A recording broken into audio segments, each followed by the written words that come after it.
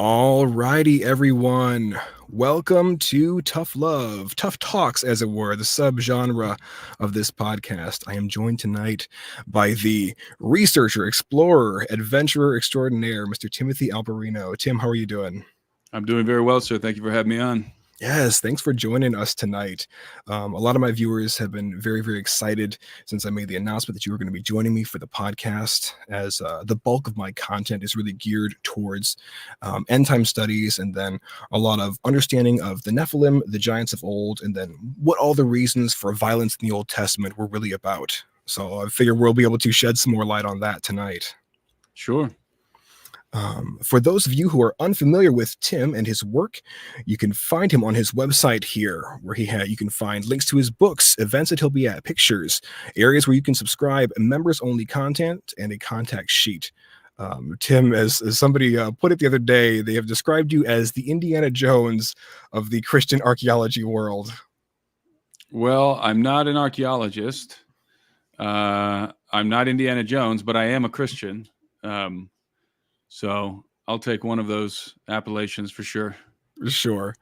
Tim has an amazing book. I have just got my copy in the mail today. I've been doing up some brushing up on his lecture series that he has. The book is titled Birthright. Just going off the lecture series itself, the book is going to be chock full of incredible information, really a telling of the prehistory, what you don't see in any of the textbooks, and what has been gleaned from, I'm guessing, years and years and years worth of study on your end. It can be found here, folks, at Amazon, or you can find the link to it on Tim's website as well.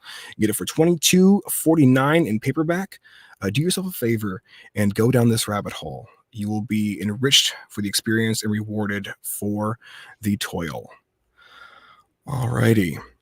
So, topic of discussion tonight, folks, we are getting into Nephilim architecture and fallen angel technology. And Tim, to my understanding, you spent when you were younger, dropping out of school at about 18 years old, and then moving to the Amazon basin. You spent about 10 years in Peru.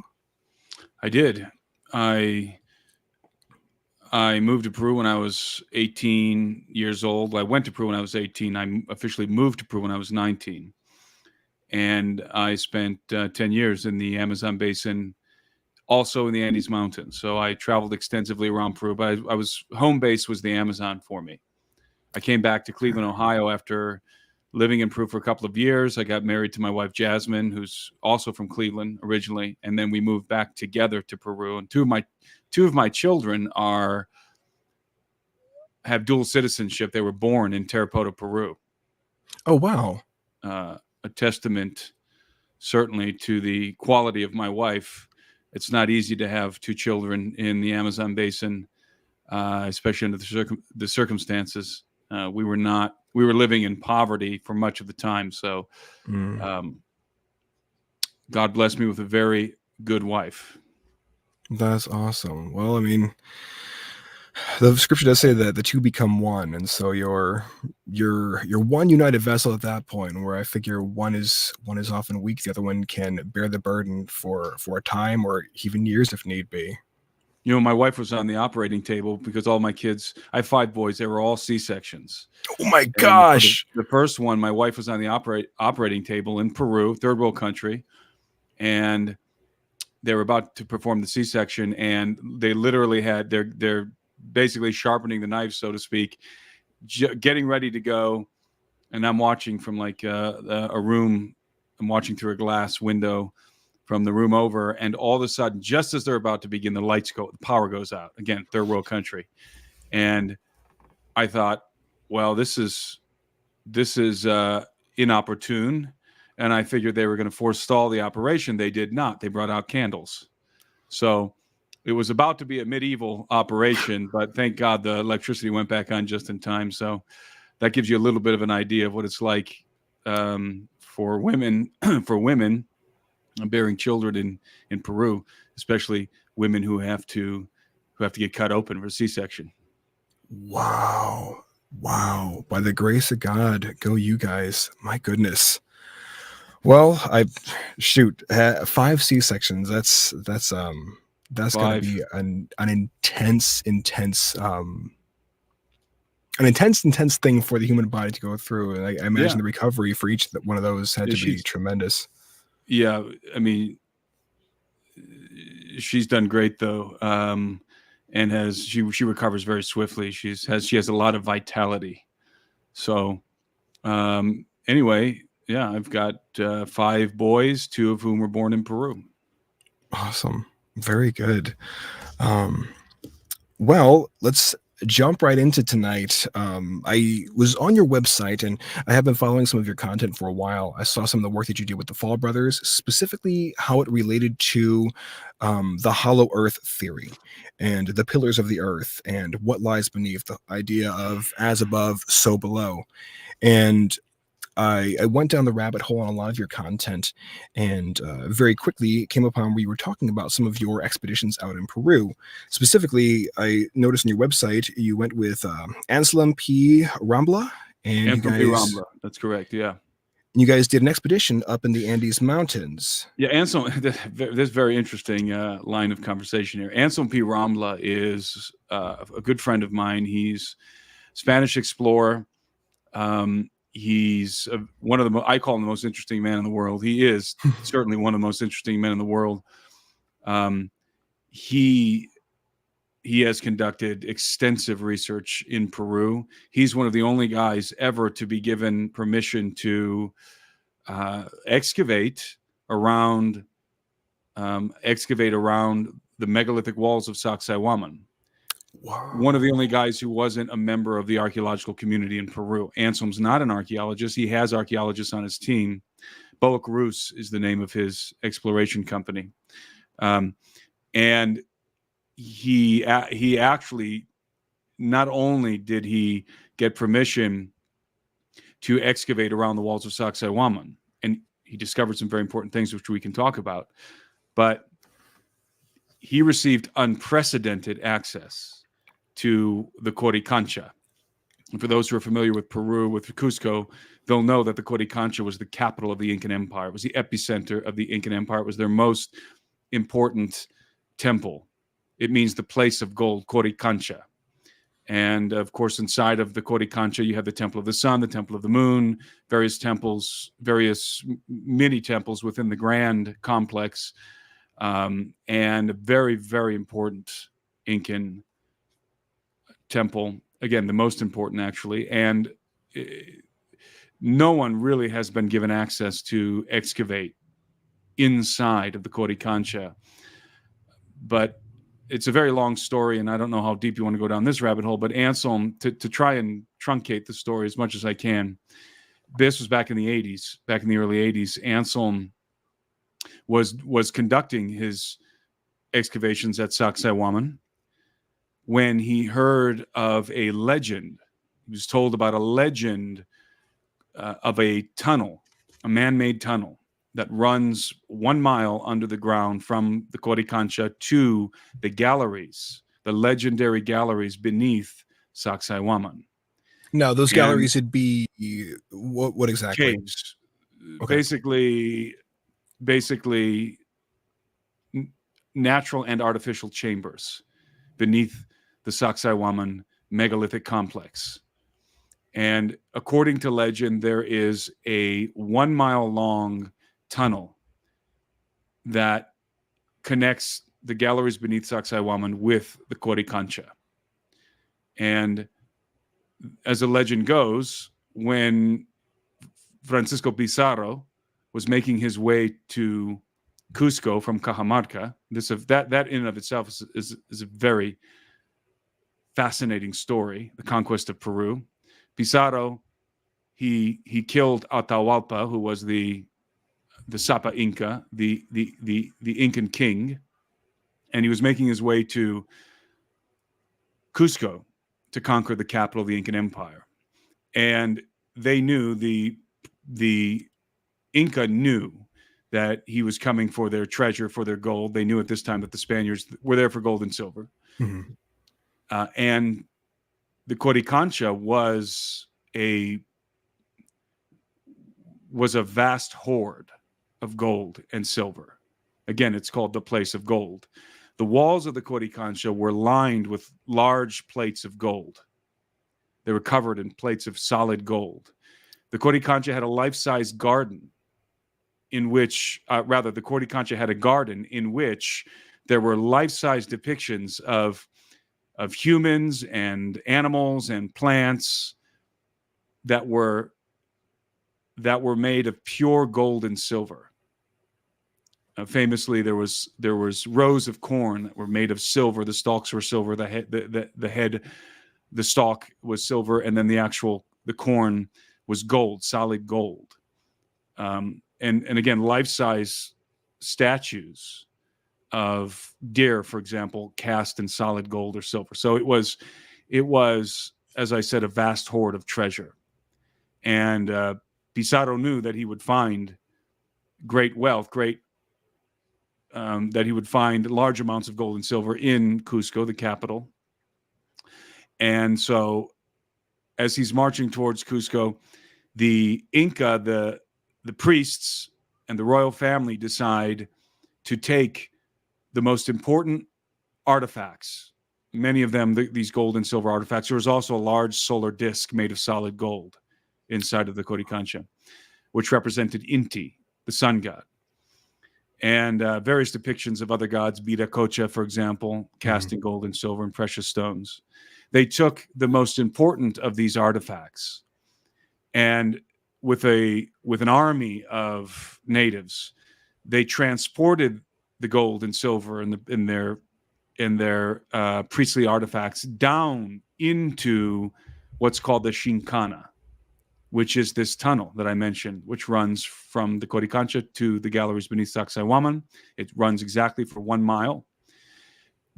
And again, according to legend, they took all of these treasures down into the Shinkana and they stored them beneath the megalithic complex of Sacsayhuaman in the galleries. And by the time Pizarro got there, all of the most important Inca artifacts were sequestered away in these hidden galleries. And the entrance to the Shinkana was sealed up. This is the legend, right? If you ask an archaeologist about this in Peru, Peruvian archaeologists, they'll tell you that's just a legend. There's no proof of that such a tunnel exists, that the Shinkana is an actual thing. Rather, it's just myth. That's what they'll tell you. That's what you'll hear traditionally in Peru.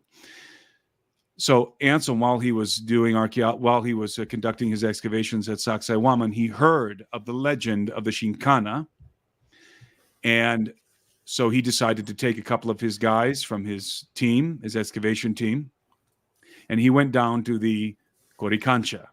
Now, it's important to understand that the Coricancha, once Cusco was conquered by the Spaniards, they built their own palaces and church and cathedrals on top of the old Incan palaces and temples. And so obviously Coricancha is the most important Incan temple. So they built a church on top. In fact, they built a church where the temple was and where the house of the virgins of the sun, who were basically the harem of the Inca king, about Atahualpa. All of the virgins of the sun, they lived in I guess you could call it a sort of a convent next to the Coricancha. Well, when the Spaniards took over, they built a cathedral called the Cathedral of Santo Domingo on top of the Coricancha, over the ruins of the Coricancha, which they destroyed.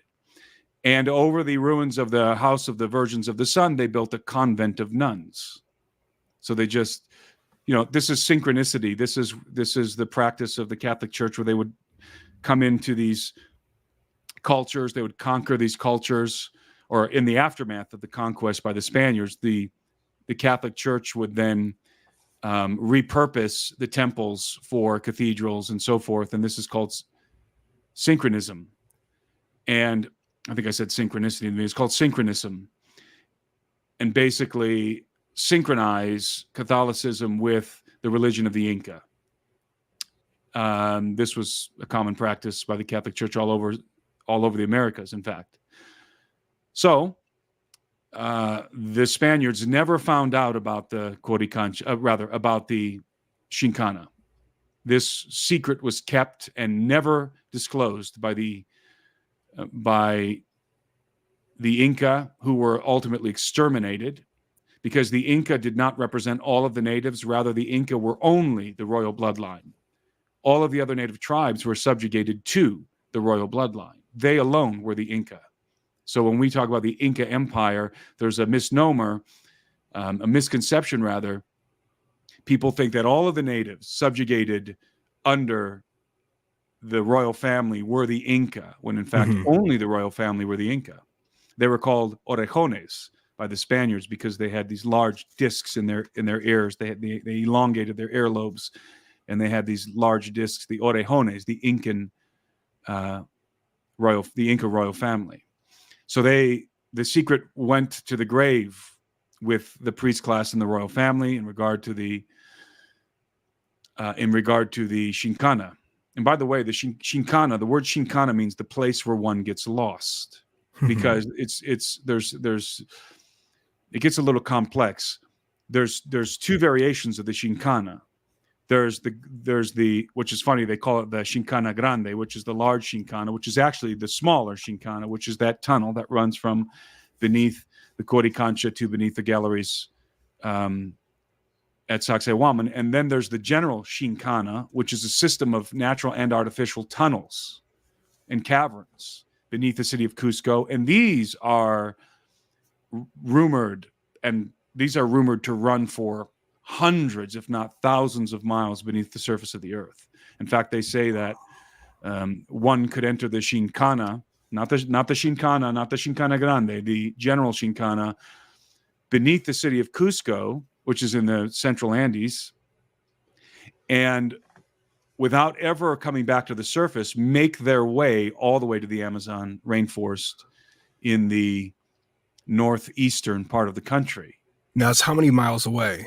Oh, it's hundreds of miles. So, and also for example, they could go south in the Shinkana and pop out in Tiwanaku in Bolivia, hundreds of miles away. So, but let's refocus on the Shinkana Grande, this particular legendary tunnel, man-made, that connects Coricancha with Sacsayhuaman. So, back to Anselm. Anselm, curious about this legend, because after all, he is doing excavations at Sacsayhuaman. He went to the Cathedral of Santo Domingo, and he wanted to inquire about the legend to see if it was true. And he actually was able to meet with the prior, who's the head priest there at the cathedral. And these, by the way, are the Dominicans. This is the order of the Dominicans that own the property now. And this is back in the early 80s. Anselm meets with the prior, and he asks him about the Shinkana, the legend of the Shinkana. And the prior told him it's not a legend, it's real. And Anselm was kind of taken aback, because in Peru, and again, according to archaeologists, it's just a legend. And after conferring with the prior about the legend, the prior said, "Do you want to see it? Would you like to see the Shinkana?" And Anselm said, "Yes, of course." So they went into the cathedral. They helped the prior slide this altar that was covering a trap door built into the floor, a wooden trap door. So they slid the altar out of the way, they open up the trap door, and they begin to descend into a crypt. And they go down into a crypt beneath the cathedral. And Anselm can see that there's a sarcophagus there, several sarcophagi, no doubt with the bodies of important Dominicans inside. And he notices that there's this brick wall, and it seems to be covering up a tunnel, but there's parts of it that are incomplete, the brick wall. There's like a section of it where you can peek your head through. And so he asked the prior, "What is this brick wall? What is this covering?" The prior said, "That is the entrance to the Shinkana." And Anselm, they had flashlights on them, and they had this high-powered flashlight, and they flashed into the tunnel, and he said he could see that the tunnel went on and on. So it went a mile. and he noticed that the walls of the tunnel were lined with megalithic blocks in the same fashion as the walls of Coricancha above. So they're under the Coricancha, under the cathedral, which is built on top of the Coricancha. And they're looking at a megalithic tunnel, a man-made tunnel that's paved with the andesite, the same andesite blocks as the Inca temple. Sure. And these things are like, some of them weighing 60, 80, 100 tons. Well, that's correct? Sacsayhuaman. That's where the tunnel goes, beneath Sacsayhuaman. They are beneath the Coricancha, which there's smaller stones, no less exquisite in regard to the masonry, but there's smaller stones in the Coricancha, and they're made of andesite, and they're very finely worked and fit together. And so anyway, Anselm says to the prior, "This is great. I've got a team excavating at Sacsayhuaman. We can halt our progress there. I can bring the team here. We can take this wall down, this brick wall, and we can explore the Coricancha." He's obviously very excited. Let's go in. I've got all the equipment. We can do this. And Anselm told me that in that moment, the prior's countenance changed, completely changed. And suddenly he became very hostile. And he said, no, you will not do that. You are absolutely not. Get out of here. I should not have showed this to you. Get out of my church. And he kicked Anselm and his team out.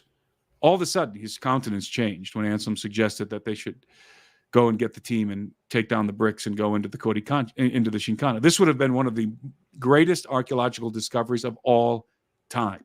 Because remember, according to the legend, all of the most important Incan artifacts are concealed beneath the walls of Sacsayhuaman, in the hidden galleries beneath the walls of Sacsayhuaman. So, who knows what else is under there. So, Anselm obviously was unable to further explore the Shinkana, but he now knew it was real. The legend was true. Now, Anselm continued his excavations, finished his excavations, completed his excavations at Sacsayhuaman. They discovered, by the way, without going into too much detail here, they discovered, by the way, as they were excavating down to the lower levels of Sacsayhuaman. Sacsayhuaman, what you see today, that's only part of the complex. Most of those walls are gone. The upper levels, for sure, were taken down by were disassembled by the Spaniards, who used them to build their cathedrals and palaces. Now, is that why we see some, because you mentioned a rebuilding effort taking place, is that why we see different rocks up here as opposed to these very tightly cut and fit ones down here? That looks like Machu Picchu. Is that Machu Picchu? I think that's Machu Picchu there. All right. Well, I ran a search for Sacsayhuaman. This is what it yielded. But it is true that at Sacsayhuaman, you have the same phenomenon. You have areas of the wall that are in disrepair, and the Inca repaired the walls, but with much inferior skill. Sure. So it's very crude and rudimentary repairs of the walls. It's not the same techniques as the original construction, those huge polygonal megalithic blocks. Mm-hmm. So Anselm, while he's digging in the lower levels, he discovered pre-Incan artifacts. So he discovers pre-Inca artifacts down near the foundation of Sacsayhuaman, and he understands immediately that this is conclusive evidence that the Inca did not build those walls, that Sacsayhuaman was there when before the Inca established Cusco as the capital city of their empire. In other words, these are very ancient walls, pre-Inca for sure. And it's conclusive. Now, archaeologists rejected the evidence that Anselm found. He documented it. He's got videos and pictures and everything. Clearly, pre-Inca artifacts. No Inca artifacts, just pre-Inca artifacts at the lower levels. Mm-hmm. So that's definitive proof that the walls of Sacsayhuaman were not built by the Inca, but by a much older culture, in my estimation, an antediluvian culture. So anyway, fast forward. That was I believe, if I don't have notes in front of me, I believe it was the early 80s when he was excavating there. Fast forward a number of years, I think 7 years transpired, and miraculously, I won't go into the details, but miraculously, Anselm gets the approval to excavate in the Coricancha. Wow. Unprecedented. And that in and of itself is just a crazy story how he was able to do that. But he was, long story short, he got the approval. And of course, Anselm was just conducting a standard archaeological excavation on paper, but you know what he was looking for. He wanted to get back down into the Shinkana. That was the goal. That was the mission. The objective was to get into the Shinkana. He knew where it was, right?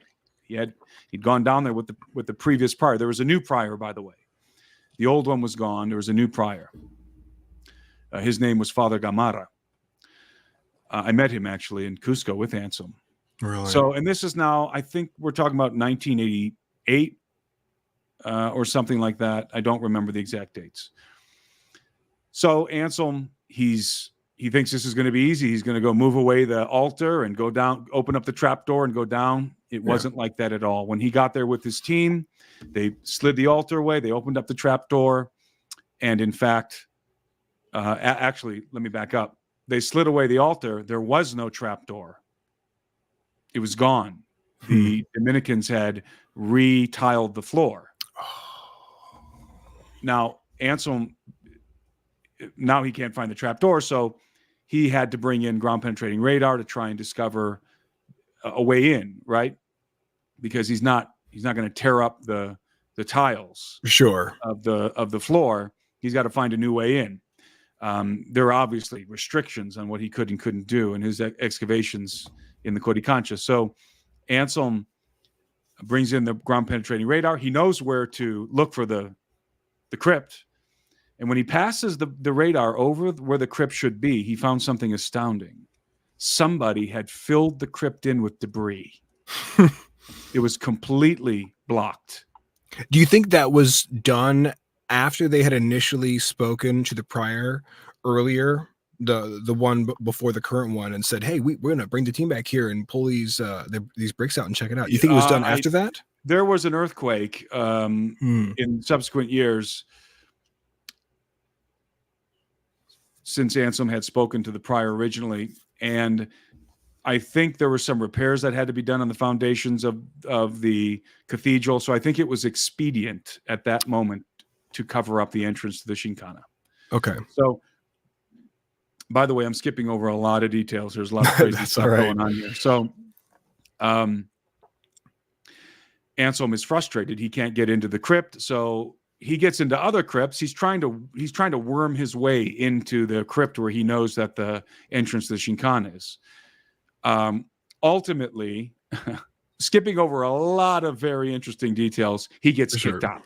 He gets kicked out. They kick him out. And he discovered, by the way, as he's doing these excavations beneath the Coricancha, that the foundations of the Coricancha are not andesite, like the stones above. The walls of the Temple of the Sun, the Temple of the Moon, and so forth are devised of andesite. As I said, very finely cut and positioned and fitted andesite blocks. Beautiful masonry. The foundations are, in fact, megalithic diorite. Now, where does that land on the hardness scale? It's very hard. Megalithic green diorite. Why is this significant? Because the foundations, the megalithic foundations of Cusco, the other megaliths, like the Temple of Inca Roca, they call it, which is this amazing, the foundations of this temple are still standing in Cusco.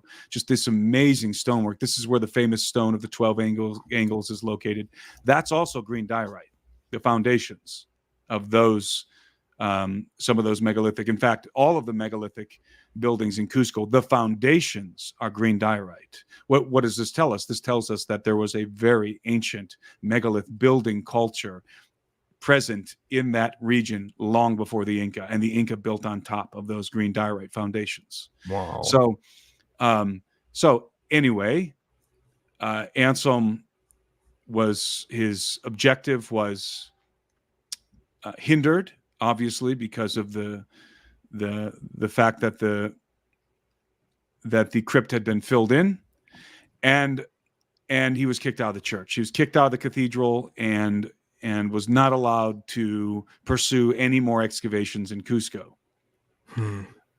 Well, fast forward 20 years or whatever it was, more than that, 30, whatever it was, because I went back to Peru with Anselm various times. I've been with Anselm in Peru on multiple occasions, doing all kinds of very interesting things.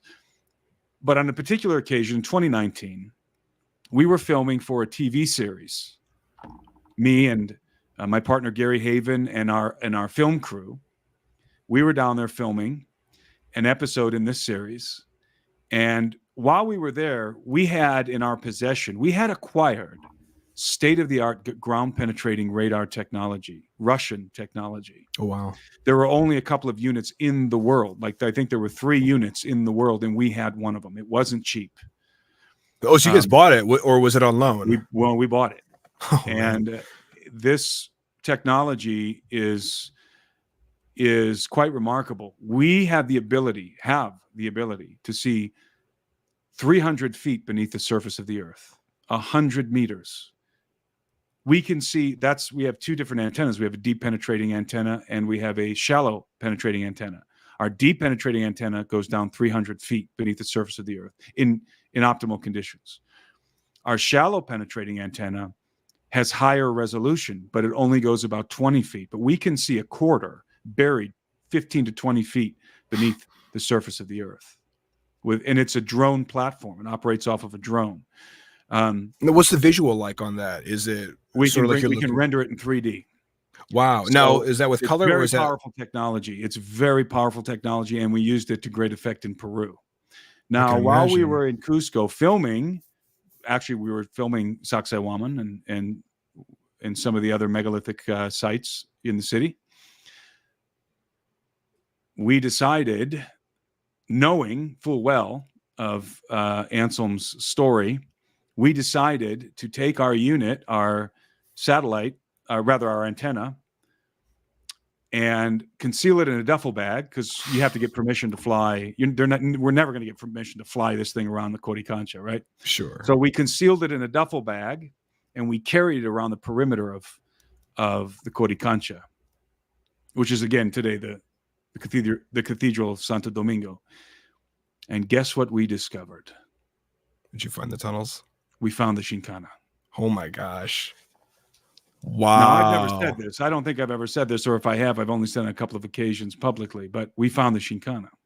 Wow. It's there. And it's exactly where Anselm said it was.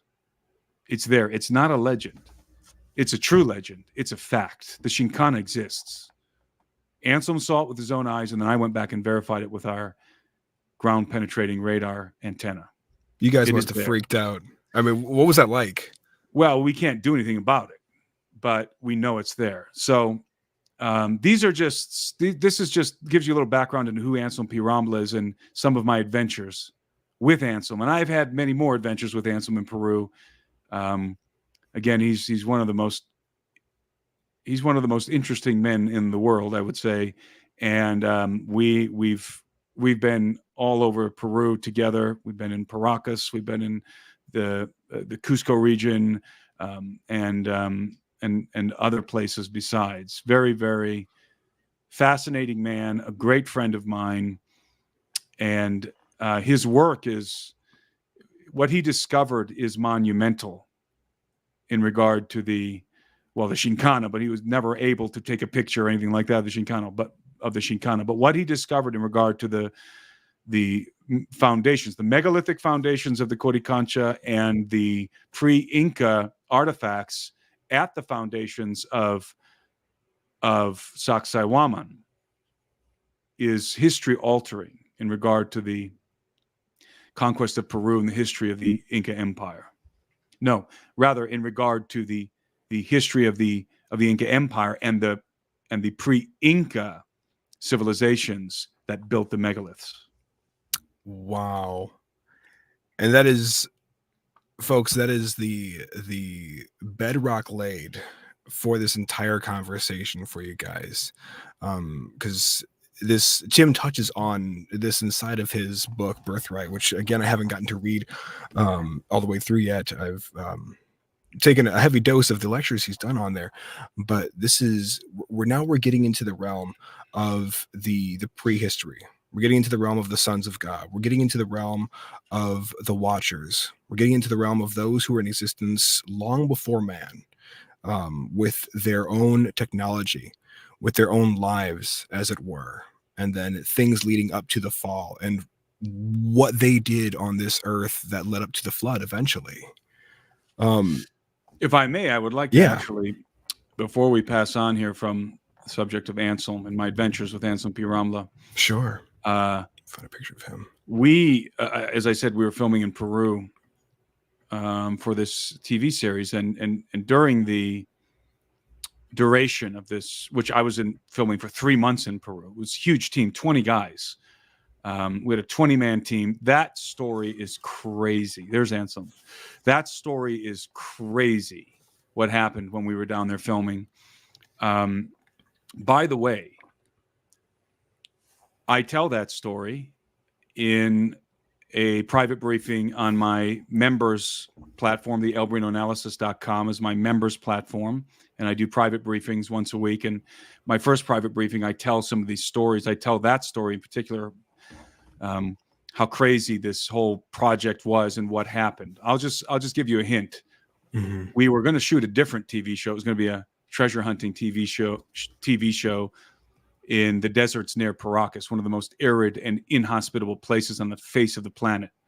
And it was going to be great until the Peruvian mob got involved. Oh, geez.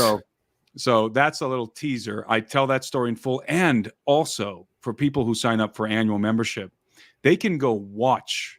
They get a early access advanced screening of 3 episodes in this TV show that I'm talking about that has not aired anywhere else. They can actually go and watch it for free if they sign up for an annual membership over there on the alberinoanalysis.com. But and the reason why I say that is because the story I'm about to tell relates directly to one of those films. One of the most adventurous things that I did with Anselm in Peru, and Anselm and his sons. Anselm has a couple of sons, and they're very adventurous, just like him. And Anselm's in his 60s, and this guy's in his 60s, and he's out there, in the Andes with me, going on these expeditions. So Anselm contacted me one day and said, "Tim, I just got a phone call from a contact of mine in Peru. He says that he knows the location of a hitherto undiscovered lost city." Okay. And Anselm said to me, "Do you want to go after this? Do you want to go explore this?" And I said, "Absolutely. Let's do it." How do you say no? And my partner, Gary Haven, was on board.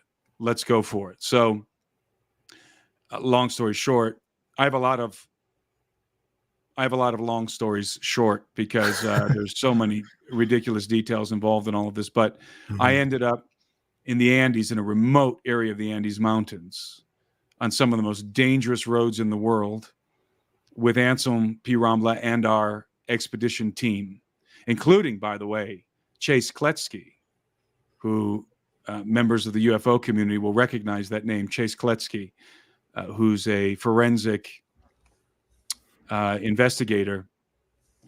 And Chase is just an amazing, adventurous lady in her own right, and just a top-notch investigator. And so me and Anselm and Chase and our team, we made our way into the Andes Mountains and into this very remote area, and we discovered the ruins of a lost city. And it's a, as I said, a hitherto undiscovered lost city. We made the official discovery, but have not yet published it. It is we filmed it, and it's in one of the episodes that I mentioned that are available on my member site right now. And that was an extraordinary experience and could turn out to be very significant, what we discovered. I could imagine. We discovered the ruins of a very large city, and the locals refer to it as Tauripunku. So it's the lost city of Tauripunku. And for those of you who are familiar with Pumapunku in Tiwanaku, you'll know that the word punku means gate. Tauri happens to be a lepin legume, and that's the name for that particular legume is tauri. So it's called the Tauri Gate, basically. And it was a phenomenal experience. We discovered human remains. We discovered lots and lots of ruins. We brought LiDAR with us. It was just a wild adventure, a wild and dangerous adventure. And all of that is documented in one of those episodes. We also, Gary Haven and I, and along with L.A. Marsuli and Chase Kletsky, we also investigated during this 3-month shoot, we also investigated the elongated skulls of Paracas. Okay. And we did our own. My team, L.A. Marsuli, of course, did a phenomenal. L.A. and Chase, L.A. led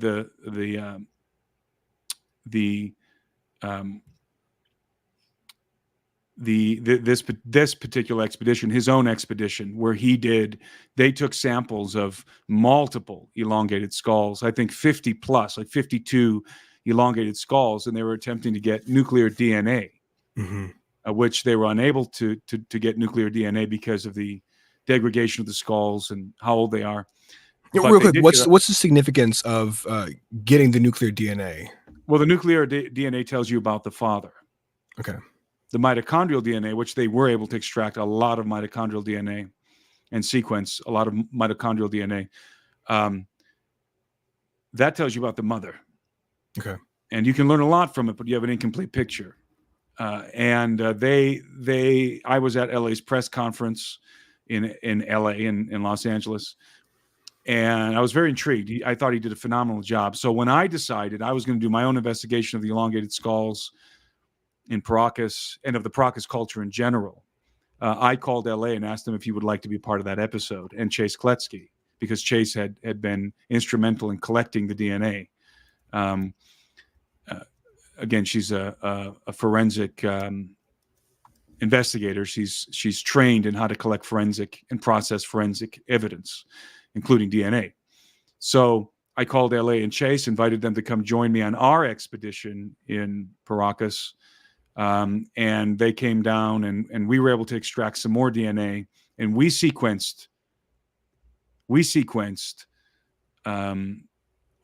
tested some samples from a skull in Paracas, and we were able to sequence some DNA, some mitochondrial DNA, with very interesting results. And that is also one of those episodes. So, we had a lot of adventures in Peru with our team, our expedition team, with L.A. Marsuli, Chase Kletsky, and then with Anselm P. Ramla and his sons. And so I've spent a lot of time, digging into these mysteries, and people, because I haven't really published any of this before, people don't know all the different things that I've been involved in the last 7 years. And this is all after I made the True Legends series with Steve Quayle. This is all happened in the aftermath of those documentary films, which many people have seen. So this is a completely different film project, TV series film project. So again, that's all available in the backstory over on my member site, thealberinoanalysis.com.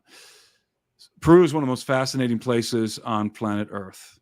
And there's I don't know why. I don't know why it's a repository of all these mysteries and all these artifacts, but it is.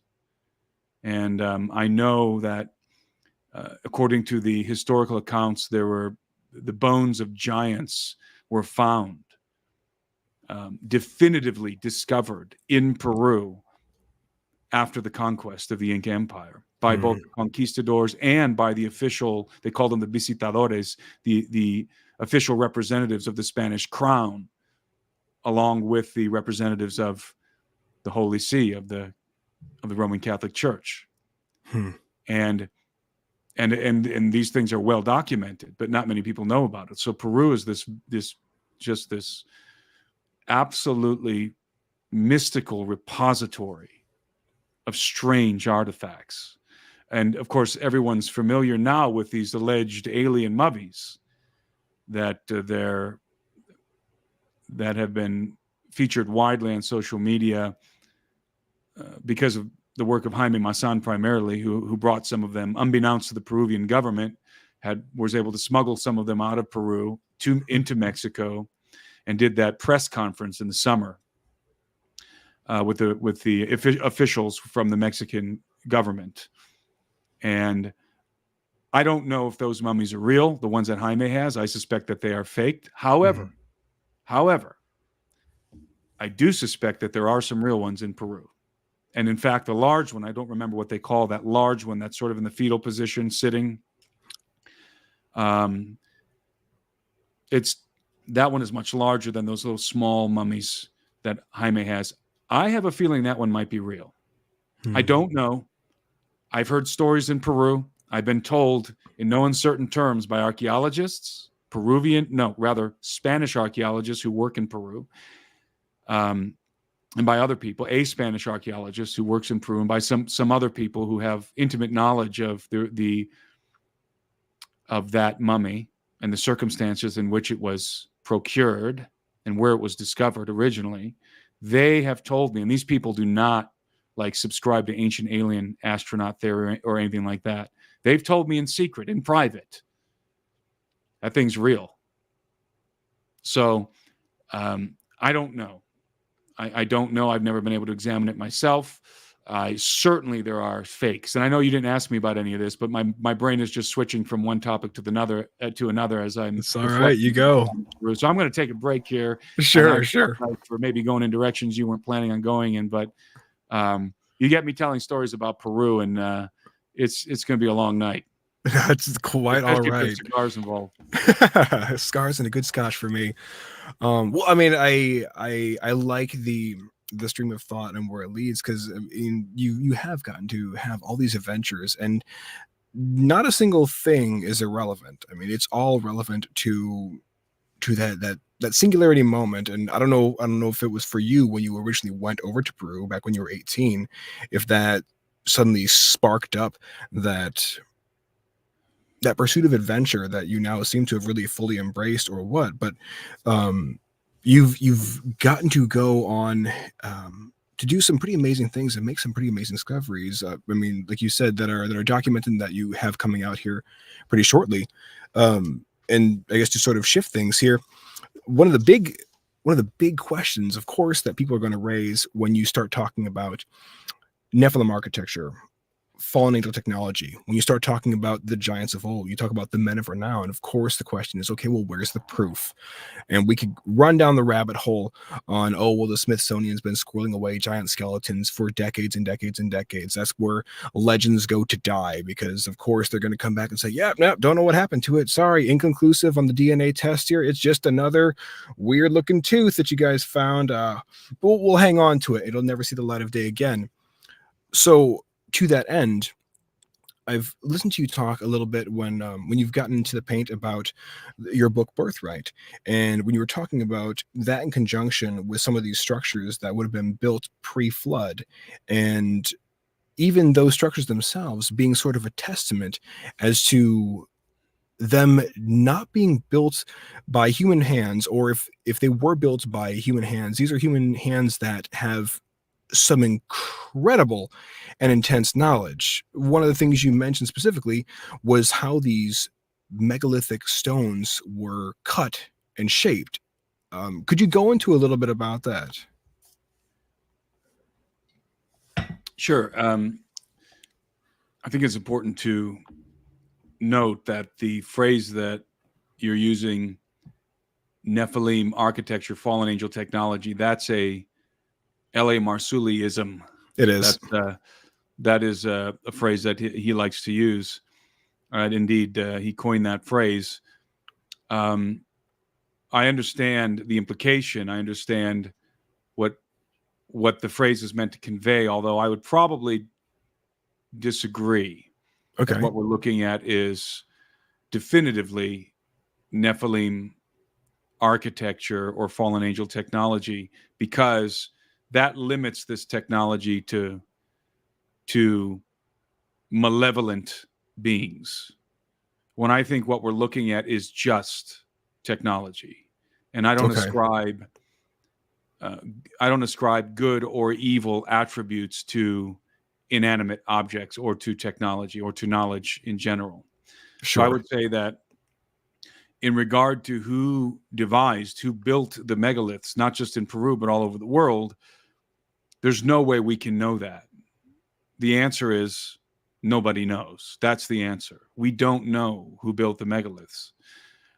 We can theorize about potential candidates who might have been able to build the megaliths, and certainly within this suite of candidates, of available candidates, we have giants, the Nephilim, the elder race, even, and also their, according to ancient Hebrew lore, their extraterrestrial fathers, the Watchers. Now, even if the megaliths were constructed by the giants or by the Watchers themselves, that does not mean that what we're looking at is some kind of evil technology or evil architecture. Sure. Neutral. Because these are inanimate objects. These are walls made of stone. These are techniques and represent architectural knowledge, right? So it's just as plausible that the quote unquote good guys could have devised these walls as the bad guys. So it is unknowable, really, who could have built such magnificent, mammoth constructions of some of the hardest stone on Earth. Mm-hmm. And not just, again, in Peru, but all over the world. Every continent has megaliths. Sure. It's interesting conjecture there on the, I mean, not to disagree with you, but interesting conjecture on not just that these are essentially neutral or benign structures, but that they could be built by good guys or bad guys, when, you know, according to the accounts that we have inside the Bible and then in the book of Enoch, we understand the Nephilim to have been a damned creation, something that should not have come into existence, nefarious from the get-go. I don't know if you're familiar with Gary Wayne's book, The Genesis 6 Conspiracy. He talks about inside there, during Noah's time spent building the ark, about him potentially witnessing to the Nephilim and them possibly even having potential for redemption themselves, but choosing to stay within their own iniquitous action. So for me, again, and not to like try and just blatantly disagree with you, but I have to wonder if a lot of these structures weren't made with nefarious intent, even though, again, they are just simply structures. Some of them, L.A. Marzulli has talked of as though they might have been some sort of machine, like these little nodules. What are those for? What could those have been used in conjunction with? Potentially. Well, again, all we can do is speculate. Yes. Formulate conjectures. That's it. Hypotheses. And one hypothesis is just as good as another when you don't have any idea whatsoever who the builders actually were. Mm-hmm. And you know, we need to also factor into this equation this elongated skull race. Mm-hmm. The Paracas culture, and the Paracas culture were not the only civilization, the only culture to engage in the elongation of the skull or to have elongated skulls. There were other cultures around the world that where the elongated skull features prominently, such as Egypt. Mm-hmm. But prominently in regard to certain important individuals appear to have had elongated skulls, not necessarily that it was predominant. It certainly wasn't predominant trait in Egypt. It was apparently a very common trait among the Paracas people. Now,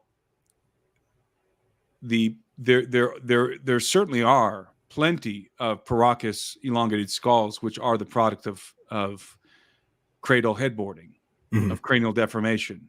Absolutely. But there are some, which I am absolutely convinced are the result of a genetic variation, of a genetic anomaly, a subspecies, in fact, of the subspecies from the human species. So, in other words, a non-human or hybridized species. Now, that, of course, is a wild, wild statement. The implications of that statement are magnitudinous, let's say. Mm-hmm. But nevertheless, I make it with boldness because I have seen entire mummies intact. So I'm not just looking at a cranium without flesh. I'm looking at mummies. And by the way, one of these mummies is featured in one of those films. Wink, wink, nudge, nudge. Folks, get on it. It's one of the most astounding things I've ever seen in my life. It's one of the most bizarre things I've ever seen in my life. This mummy, because it had all of its flesh on it, was extremely well preserved. One of the first mummies actually discovered by the eminent archaeologist Julio Tejo, who was really the first to explore and perhaps even discover the Paracas culture in Peru. And it was apparent to me, looking at this mummy, that this thing is not entirely human. I felt like I was looking at a subspecies of Homo sapien. Just the way the neck was connected to the cranium, the sheer size of this cranium, even the shape of the body was all very bizarre. And so I am absolutely, thoroughly convinced that some of the elongated skulls, of the Paracas elongated skulls, are the result of a genetic variation, as I said before, i.e., a non-human species, a variation in the human genome that is the result of natural forces and not artificial cranial deformation. So those guys have to be factored into this equation as well. What does it mean if you have a larger cranium? It should be noted that the Paracas culture, these elongated skull individuals, they're not large, they're not big. You know, online, if you type in Paracas elongated skulls, you get all kinds of weird stuff. And if you look at the images on Google Images, you get the impression that you're looking at really large beings because their skulls are so they're so misshapen and strange looking. You feel like you get the impression, the way that some people crop these photos, when in fact these were very diminutive people. These are more like elves or dwarves or gnomes or something like that. These are very diminutive people. They're very small, unusually small, in fact. Makes you wonder about the Greys. Well, that's a whole nother. That's a whole nother digression. But the Paracas culture, there's a number of things about them that make them exceedingly bizarre. For one thing, you can't just think about how large the head is. You have to think about the cranial capacity for the brain. You have to think about what kind of brain is going to fill that void, because it's not going to be empty. A larger cranium, if it's genetic, means a larger brain, perhaps a completely different kind of brain. And so are we dealing with perhaps a subspecies of Homo sapien that had certain qualities that are superior to the human species in regard to computation, in regard to calculations of mathematical calculations, perhaps relating to architecture, perhaps relating to chemistry, perhaps relating to science in general. In other words, maybe. In other words, were these elongated skull entities superior in regard to their intellect? Were they intellectually superior to Homo sapien? And I happen to believe that what we're looking at here is a very ancient race of non-Homo sapiens, or perhaps even hybridized Homo sapiens. And does that relate? How does that relate to, for example, the Nephilim? Well, maybe it doesn't at all. Maybe it does. The problem is the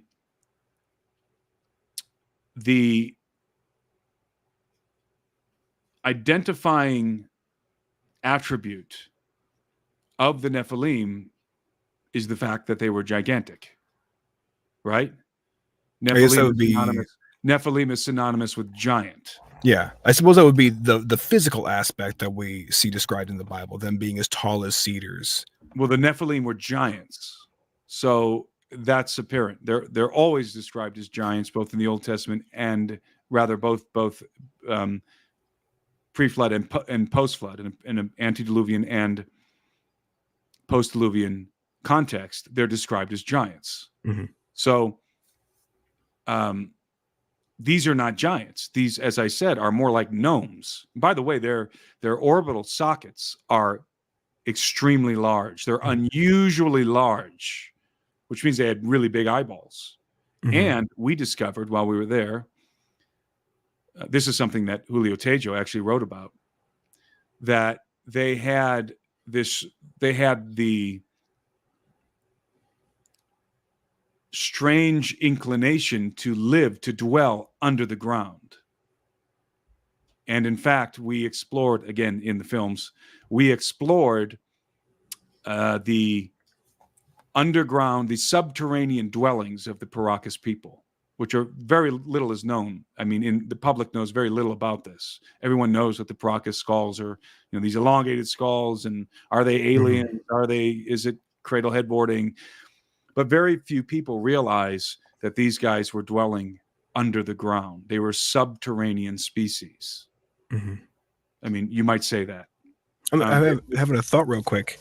They had dwellings above the ground, by the way, for those who are wondering. Yes, they did. They had they built complexes and indeed pyramids, step pyramids out of large adobe blocks. But much of their dwellings were apparently subterranean, and this comes from Julio Tejo, and we were able to go and visit these locations in the Paracas Desert and indeed fly our radar over them. Mm-hmm. So I'm 100% with you on that very real possibility that they were something other than Watchers, a progenitor race, possibly. I have to also wonder because like you said, we see the Nephilim described as giants. Like, we have key passages that describe them as being tall as cedars, people great and tall. I believe it's Deuteronomy actually describes them as being a people with cities fortified unto heaven, people great and tall, sons of the Anakim, whom you know, of whom you've heard it said, who can stand before the sons of Anak. I have to wonder, though, as you get further removed from the progenitor tribes and you have more mixing with human DNA and there's dilution of bloodlines inside there, just how small those giants go from being to being. Well, I mean, to go from being, let's say, like Og of Bashan, 12 foot tall, let's say, to being 4 foot tall, that's quite a transformation. Well, yeah, and I guess my reason for bringing this up was we see the Bible talking about iniquity of the fathers being visited upon the third and fourth generation. We also know that according to the Jewish culture, that a bastard could not enter into the assembly until the 10th generation, which is where we have the house of Perez, and then we finally have David being the son of Jesse. So I wonder, though, because we have we'll take the Philistines, for example. We know, according to the Bible, and I actually did a video on this where it breaks down their entire lineage as far back as I could find it. We know that they were a Nephilim tribe, and yet they have this champion, Goliath, who, depending on which one of the cubits used to measure him, he's somewhere between 9'4" to like 11 foot 6 inches tall. It doesn't describe many of the other Philistines around him as being gargantuan. I would imagine that some of them were. And them becoming smaller in size as the generations go on, I don't think that would take away from them still having some of those innate powers, if you will, or abilities. There were still giants, though, in every case. And in fact, you can find a lot, and this is a different conversation, but you can find a lot of evidence of giants, anecdotal evidence of giants that were alive not that long ago in Sardinia. Mm-hmm. And they're all of gigantic stature, anywhere from 8 to 12 feet tall.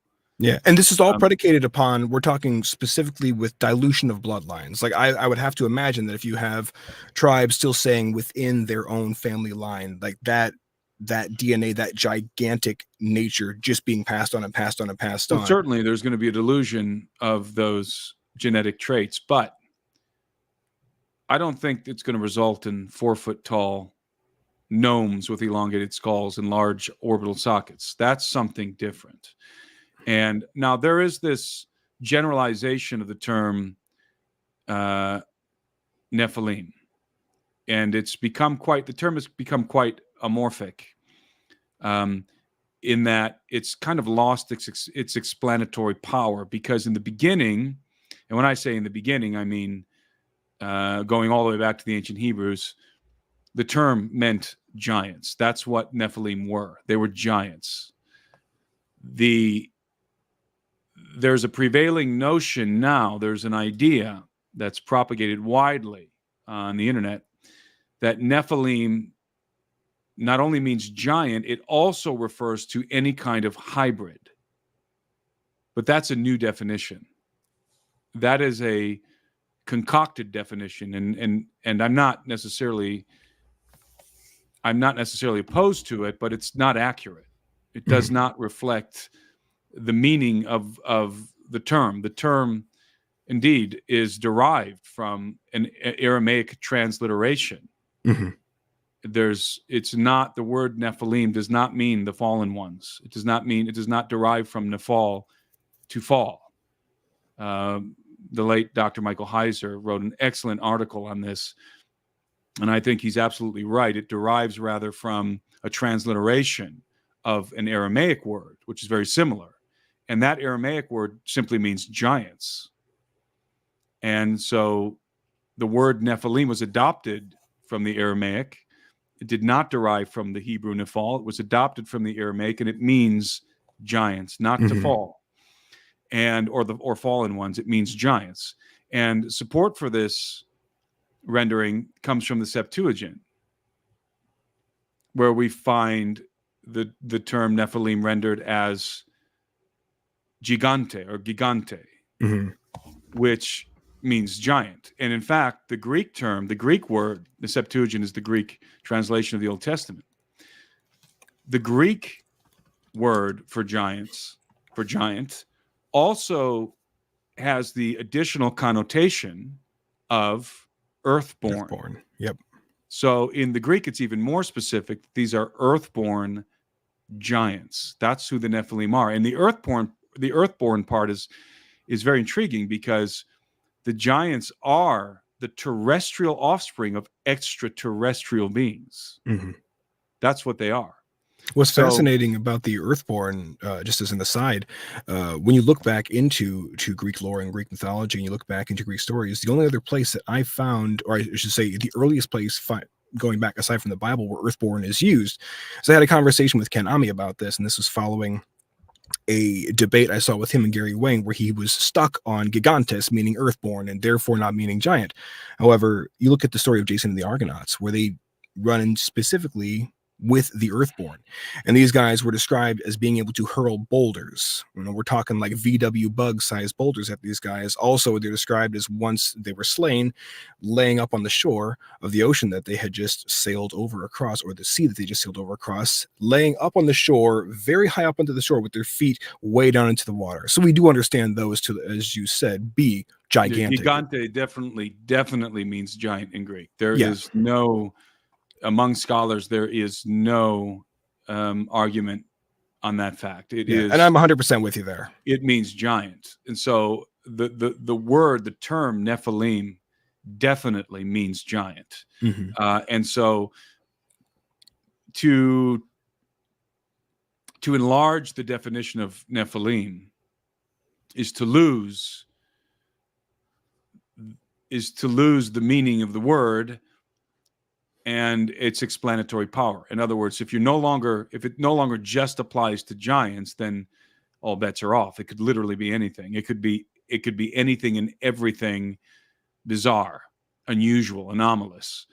And that's kind of the way that term is applied today. Gray aliens are Nephilim. The elongated skull, the Paracas culture are Nephilim. Fairies are Nephilim. I mean, everything's a Nephilim. And when everything is a Nephilim, then nothing's a Nephilim. That's the problem. You lose the explanatory power of the word, the identifying attribute of the being is that it is a giant. And so I would not apply the term Nephilim to the Paracas elongated skull race. And I say race to differentiate the members within that culture who are representative of a genetic species, rather than whose craniums, whose elongated craniums are the result of a genetic deviation or alteration or modification, however you want to view it, in contrast to the many skulls, which are clearly the result of cradle headboarding. Because, as I said before, both of these things are present in the skulls. And you can see, Chase Kletsky actually pointed this out to me, when there's cradle headboarding, you can actually see the markings on the skull in many cases. You can see the result of the bandages, the bindings, and the boards. You can see the imprints on the skull in many cases, not in all cases. And many of the skulls do have those imprints. So you are looking at, when you pull up Paracas elongated skulls and you get all those images that you get on Google Images, understand that many of those are in fact the result of cradle headboarding, but some are likely not. And again, that is, and I know this is a term that's overused, but that rewrites history, as my colleague Eli Marsuli would say. That rewrites history. And by the way, if people who are listening are not familiar with LA's analysis, his research on the elongated skulls and in his DNA extraction, go watch his films, go read his book, because I think his work is unimpeachable. Mondo Gonzalez was involved in that, an archaeologist, a superb archaeologist, as I mentioned earlier, Chase Kletsky, and a host and a handful of other very professional and intelligent individuals from various disciplines. And they just did a phenomenal job. And what they discovered was that the Paracas, although we don't know who the fathers are, and that's a very, very important piece of the puzzle because we have no nuclear DNA, they discovered that the Paracas culture, genetically speaking, is definitely not from Peru. In fact, their results indicate that we're probably looking at a culture that migrated from the Middle East, or there's various, genetic markers there. It's not just the Middle East. It's also parts of Europe, and Mhm. there's different haplogroups involved there. Now, as I mentioned earlier, we did our own analysis. We took our own sample with Chase in LA, and during our investigation, and we discovered the same. We discovered the same non-Peruvian origin in regard to the results that the sequence, the data that we were able to obtain through the genetic sequence. And in fact, it adds a little bit more definition, a little bit more resolution to the question, but you'll have to watch the film Sure. if you want to see what I mean by that. So when surveying all of this, when looking at the megaliths, when looking at the elongated skulls, because remember I mentioned you have to factor these guys in. Mhm. When looking at the elongated skulls, when considering the existence of this race of giants, the Nephilim, who existed both in the antediluvian world and in the post-diluvian world, and then also considering another factor here, another piece of the puzzle, the fact that the human species was much more extraordinary in the antediluvian world than we are today. They were in every way superior to us. And it's, of course, in stark contrast to the ridiculous evolutionary narrative, the evolutionary timeline, which depicts as you move backward on the timeline of history, human beings are becoming dumber and dumber and dumber until you get to cavemen, Neanderthals, right? That is the Darwinian perspective of history, and it is absurd. It's evident. It is evident, abundantly clear, that our antecedents were much more, were superior to us in every way. They were more physically robust, and they were more, and they were much more intellectually robust, let's say. Mhm. Their intellectual capacity, their capabilities in regard to thought and action were greater than our own, because we are, as I've said many times in many different interviews and in my book, I detail this extensively, we are really, really crappy versions of Adam. And the closer you get to the source, that prototypical human being, the more perfect a specimen you're going to have in regard to the human species. So those people living in the antediluvian world were high caliber human beings, high functioning human beings. Well, Their Noah was brains were described. firing on all cylinders. Yeah, Noah was even described as being perfect in his generations. Chuck Missler suggested that was down to his genetics, even. Yeah, So I think that is commentary on the purity of his genetics in comparison to the corruption, the genetic corruption of the rest of the human species at the time, because of the action of the Watchers, because of the transgression of the Watchers and their hybrid offspring, the Nephilim, the giants. So you have all of these things in play from a biblical perspective, by the way.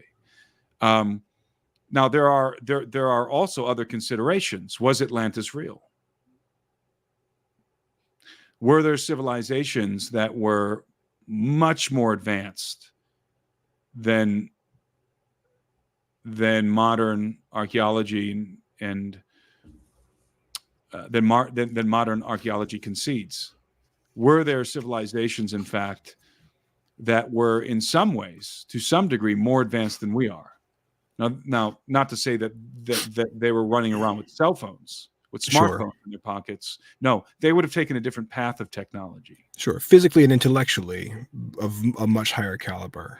Yes, and also in regard to their technology, there might have existed, and I believe there did, a civilization that was far superior to the ancient Egyptians and the Sumerians and all of these remarkable ancient cultures that were living in in a post-flood context. There might have been let's call it an antediluvian mother civilization that is the origin of those civilizations, and a civilization that was benefiting from the high functioning intellect of the human species. Human beings, by the way, who according to the biblical narrative were living hundreds and hundreds of years. You know, imagine being a master stonemason, studying under a renowned master stonemason and living 500 plus years. How good of a stonemason would you have been by the time you were 500 years old? Sure. Right. And sharing knowledge with the other stonemasons who were also living incredibly long and with higher functioning brains than we have today. So that's why I'm circling back all the way to this notion that what we're looking at is evil technology, the result of evil technology. I don't think technology is evil. Again, I don't assign attributes to inanimate objects. And maybe I misspoke. I wasn't suggesting that the technology was evil. Only suggesting that it could have been built by evil hands. Like if it could have been. Yeah. It could have been built by both by the antediluvian human beings from both the lineage of Adam, of Seth, and of Cain. Yeah, and that would all be predicated. Go ahead. It would all be predicated upon if say we could definitively say, okay, these structures were 100% made by the Nephilim, the original progenitor Nephilim. Then I suppose we could go out on that limb and say, yes, they were crafted by evil hands. But again, their use and their function and their existence is neutral in itself. But I feel like what you're saying is like, we don't know if they were 100% made by just them or by additional races that were. There's no way to know if the Nephilim had anything whatsoever to do with the megaliths. Sure. Now, I suspect they did. Same. But there's no way to know that, and I'm not going to pretend that I do. Yeah. But I think we just need to embrace all of the possibilities since we have no evidence. We have fingerprints of an unknown builder. That's what we have. We have the fingerprints of a master builder. Now, who the identity of that builder is? Was it one builder or was it many builders in regard to, was it just this faction or was it this faction plus all these other factions all building with the same kind of technology for different purposes? We cannot know that. We do know that whoever built the megaliths were employing a technique that is today lost to us. Yeah, for sure. They were employing a technique that is in many ways far superior to anything we do today. Why? Because their walls were anti-seismic. They took very hard stone, very large stones, like in the case of Sacsayhuaman, stones that weigh hundreds of tons. And not only did they fit them together so perfectly that you can't fit a butter knife between the joints, in many of the joints, but also they cut them into polygonal shapes, as you can see. It's hard enough to build just a brick wall with rectangles, a good brick wall with rectangles, let alone a megalithic wall devised with massive 100+ ton stones that are cut into these intricate polygonal shapes and fitted together perfectly. That is an engineering feat that rivals anything we can do today. And I would say to some degree, surpasses anything we can do today. I'd have to agree there for sure. Well, you look at L.A. Marzulli did a fantastic series of lectures covering Nephilim architecture, as he called it, fallen angel technology, a lot having to do in Peru. Specifically, he talked about the tower structures, and he talked about the shape of them here. And I watched on a video, you and him both talking when you guys were together in Peru on excavation, and talking about these stones, the way that they're sort of almost kind of like puffed out slightly. Like I talking yeah, with my they're mother beveled. on this. Yeah, I said, imagine heating up a marshmallow and then squishing it between two graham crackers. You have sort of this ballooning out, and you suggested that potentially being because they were laid not in exactly a molten state, but somewhat almost viscous or hot, as if the edges were heated up when they were cut. Yeah, they have the appearance of having been soft or softened when they were fitted together, but that's just a conjecture. But it's certainly within the realm of possibility based on the mere appearance of the stones. One can observe, as you said, that they have this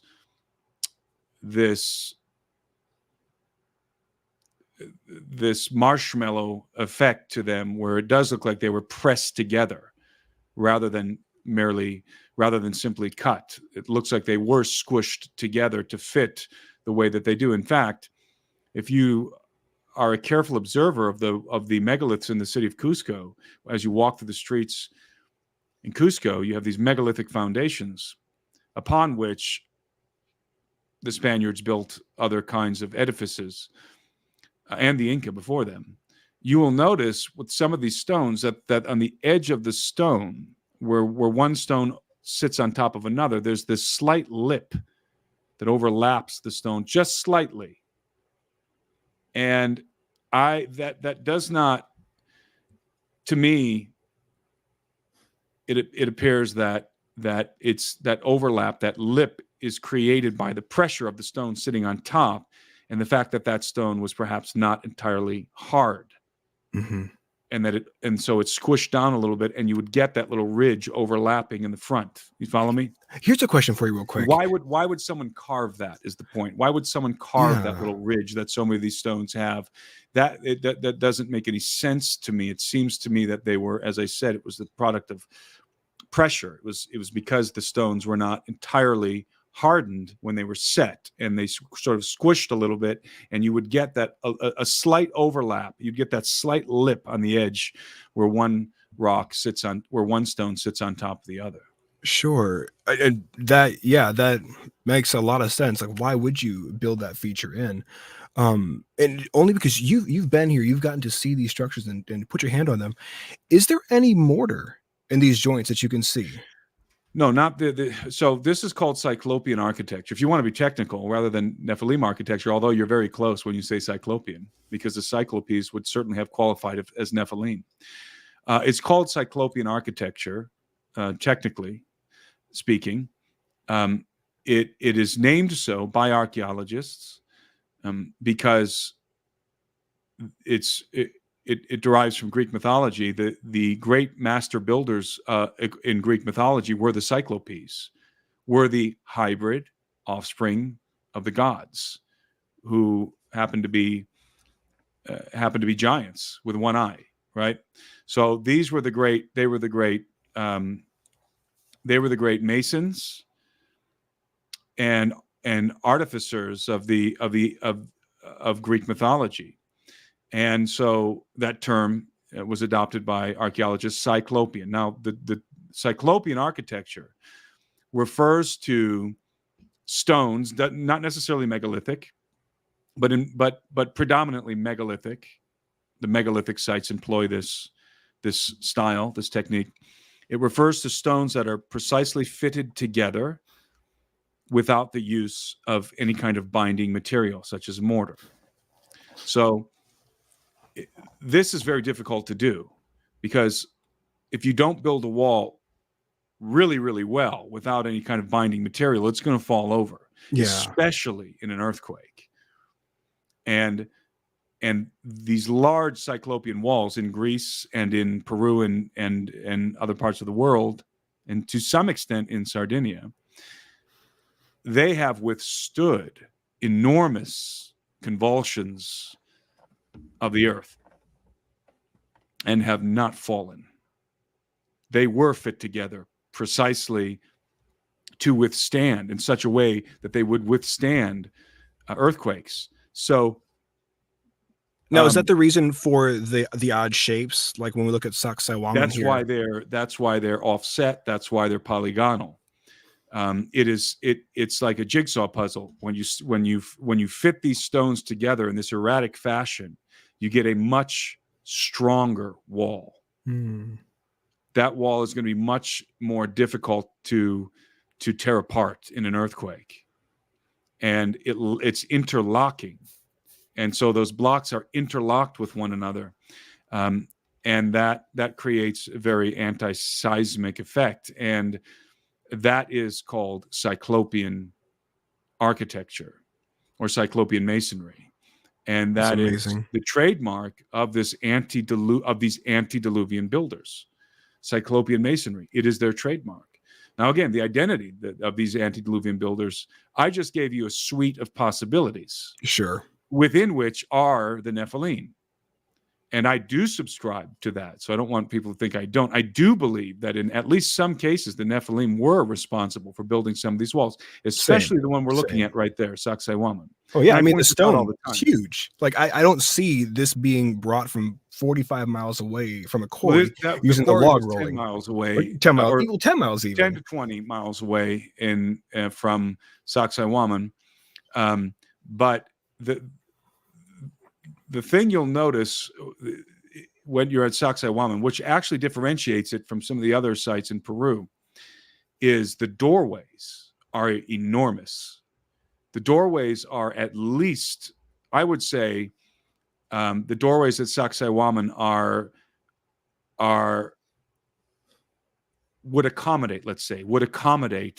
comfortably accommodate a 9-foot to 10-foot tall person. Sure. There you have one right there. Easily. And I know that because I'm 6'1" and I've stood in that doorway, and they're almost twice my height. Oh my gosh. That doorway, both its height and width, would accommodate a 9 to 10-foot tall giant. With probably a 4-foot girth. And you can see behind the doorway, you can see the steps leading up into the citadel. And those steps are spaced very far apart. They're not spaced for the average gait, for the gait of an average sized man. Let's assume that and I don't know that this is true, let's assume that those steps were constructed to accommodate a 9-foot tall guy. Well, that would match how far they're spaced. That would match the gait of somebody twice my size. Because normally when you make steps, it's 1 or 2 steps in between each level, right? Mm-hmm. These are not devised that way. These are constructed in a very interesting way so that there's large gaps in between each level. Now, maybe that was intentional by the builders, and the builders were just normal sized people, and that's the way they wanted to do it. That's fine. That's reasonable, but maybe not. Maybe the size of the doors and the separation between each step were intentionally devised to accommodate the stature of the builders. Mm-hmm. Now, that is not common, okay, because you go an hour and a half outside of Cusco to Ollantaytambo, and when you observe those megaliths, and that's a fascinating. In fact, I think that is my favorite megalithic site, Ollantaytambo. You'll find the same kind of doorways, but much smaller. Certainly would not accommodate a 9-foot tall guy, and it's a different scale than Sacsayhuaman. So you cannot say that, and many of the megaliths, this can be said of them. You can say, for example, that giants built the Pyramid of Giza. Fine, that's I don't necessarily subscribe to that. By the way, that particular construction, you can say that, you can make that claim. That's a plausible. I suppose that's a plausible hypothesis. But the problem is, normal-sized people have to squeeze through some of those passageways inside. Mm-hmm. Why in the world would a 10-foot tall, 9-foot tall giant build a complex that he cannot fit in? Yeah, doesn't make any sense. It doesn't make any sense. And if you're going to make that claim, you have to make it make sense. Now, You could say, I suppose, that the giants built it for normal-sized people. Okay, well, that could make sense. But you cannot say that the giants built some of these megalithic sites, such as the Great Pyramids of Giza, to accommodate themselves, for themselves. That is not a logical statement. That doorway, that's at Ollantaytambo. That doorway, I would guess, is probably about 7 foot tall. Okay. I would say it's 7 foot tall, and you cannot walk. Two men cannot stride side by side through that doorway.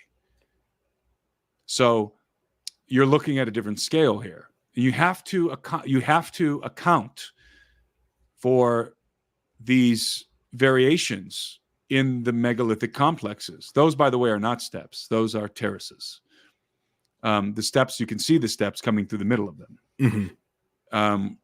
And that's a whole nother story there. That's remarkable. Those were built by the Inca, by the way, those terraces. That is an Inca construction. But the megalithic walls of Otetzojantai-Tambo, the megalithic foundations of that site were clearly built by a pre-Inca civilization, because the Inca built on top of them, using an inferior technique.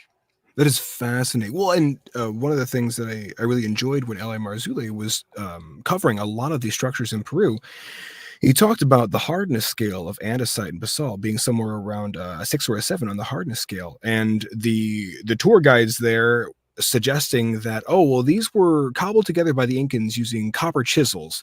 And LA says, okay, well, I happen to have here a stonemason. Here, you go ahead, take this copper chisel, see what you do with this. And the guy walked up to the stone and he hit it a couple times, like 2 or 3 times, pulled that copper chisel away, and it was totally blunted and completely dulled.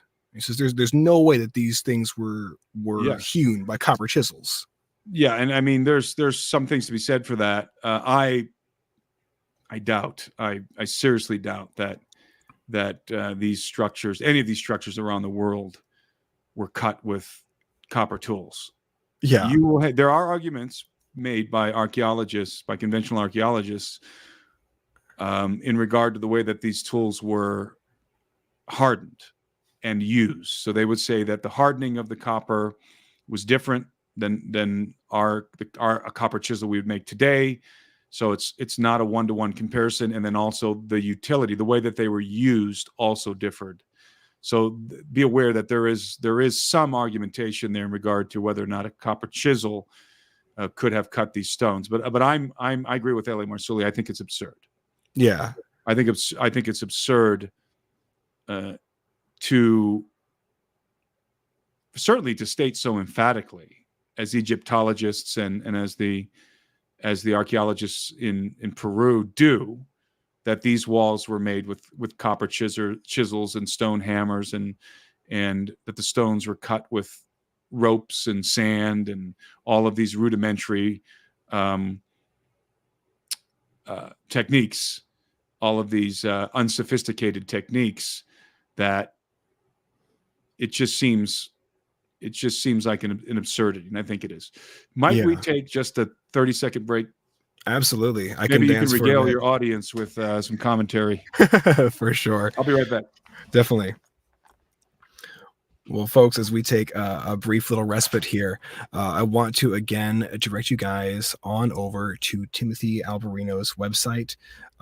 For those of you who are wanting to see some of this additional content, by all means, get on over there and join his members only page there. You got $12.99 for the month, or $104.99 billed annually, so a bit of savings there, and you've got a number of different accoutrements at your disposal, depending on what you decide to choose there. Also, stop on over to Timothy's YouTube channel. I think I've flashed it up on the screen several times here, but it's just Timothy Alberino. You can find him also on Rumble. You can find him and myself on the X. Myself at Eric Rolon, and at Timothy Alberino for Tim. You'll find all the links in the description box down below. And a little shameless plug for myself here. If you enjoy the content that you're seeing today and you like the work that I do, then I encourage you to follow me over on Rumble and consider donating to my locals page. I do a fair amount of research myself, specifically within the realms of the Nephilim and the giants, the Rephaim. And donors all get exclusive access to PDFs of all my research papers the moment I get them posted, with endnotes included. Your support is greatly appreciated. And one last thing over here, definitely be sure and grab yourself a copy of Birthright.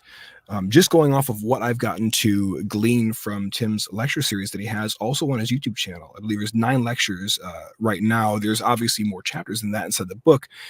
It is is a fantastic, fantastic journey that you're going to go on.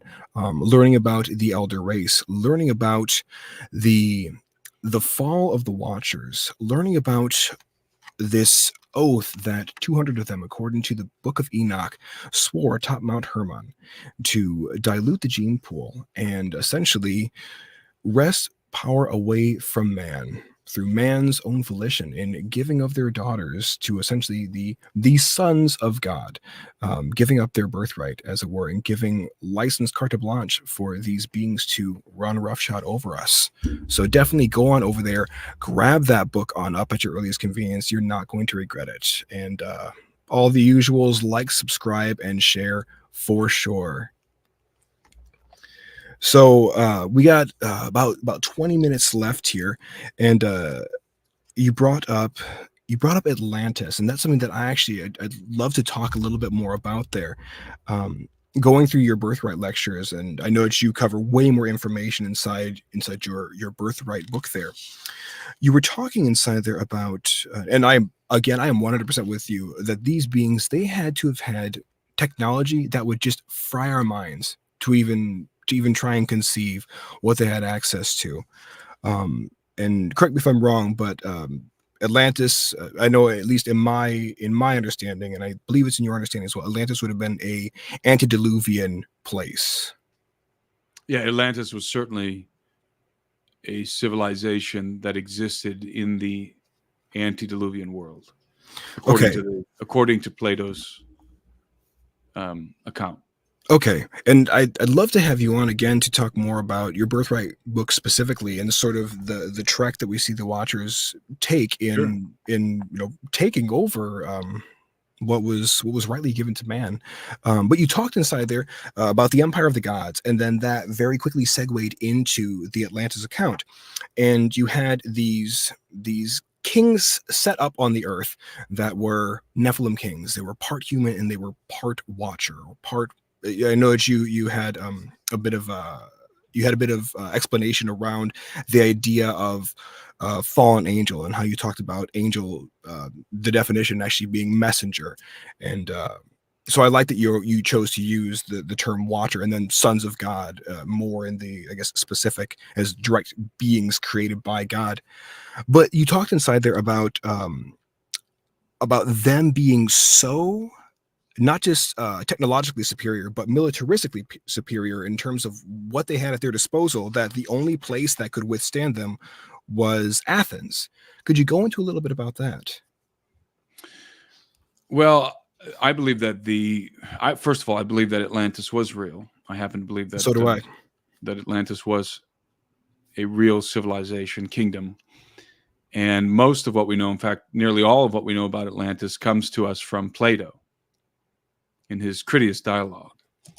And Plato's dialogue happens to be a allegory. It happens that it's also an allegory of the antediluvian world. Now, whether that is intentional or not by Plato, I don't know. But in the Critias, it's Solon of Athens, by the way, that is speaking with one of the priests of Sais in Egypt. And the Egyptian priests are the ones relating to him, to Solon, in the Critias dialogue, the legend of Atlantis.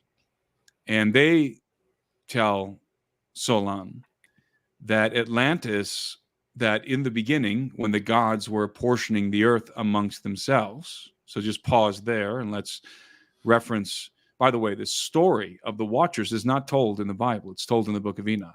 Yep. It's referenced in the Bible, but the story is related in the Book of Enoch.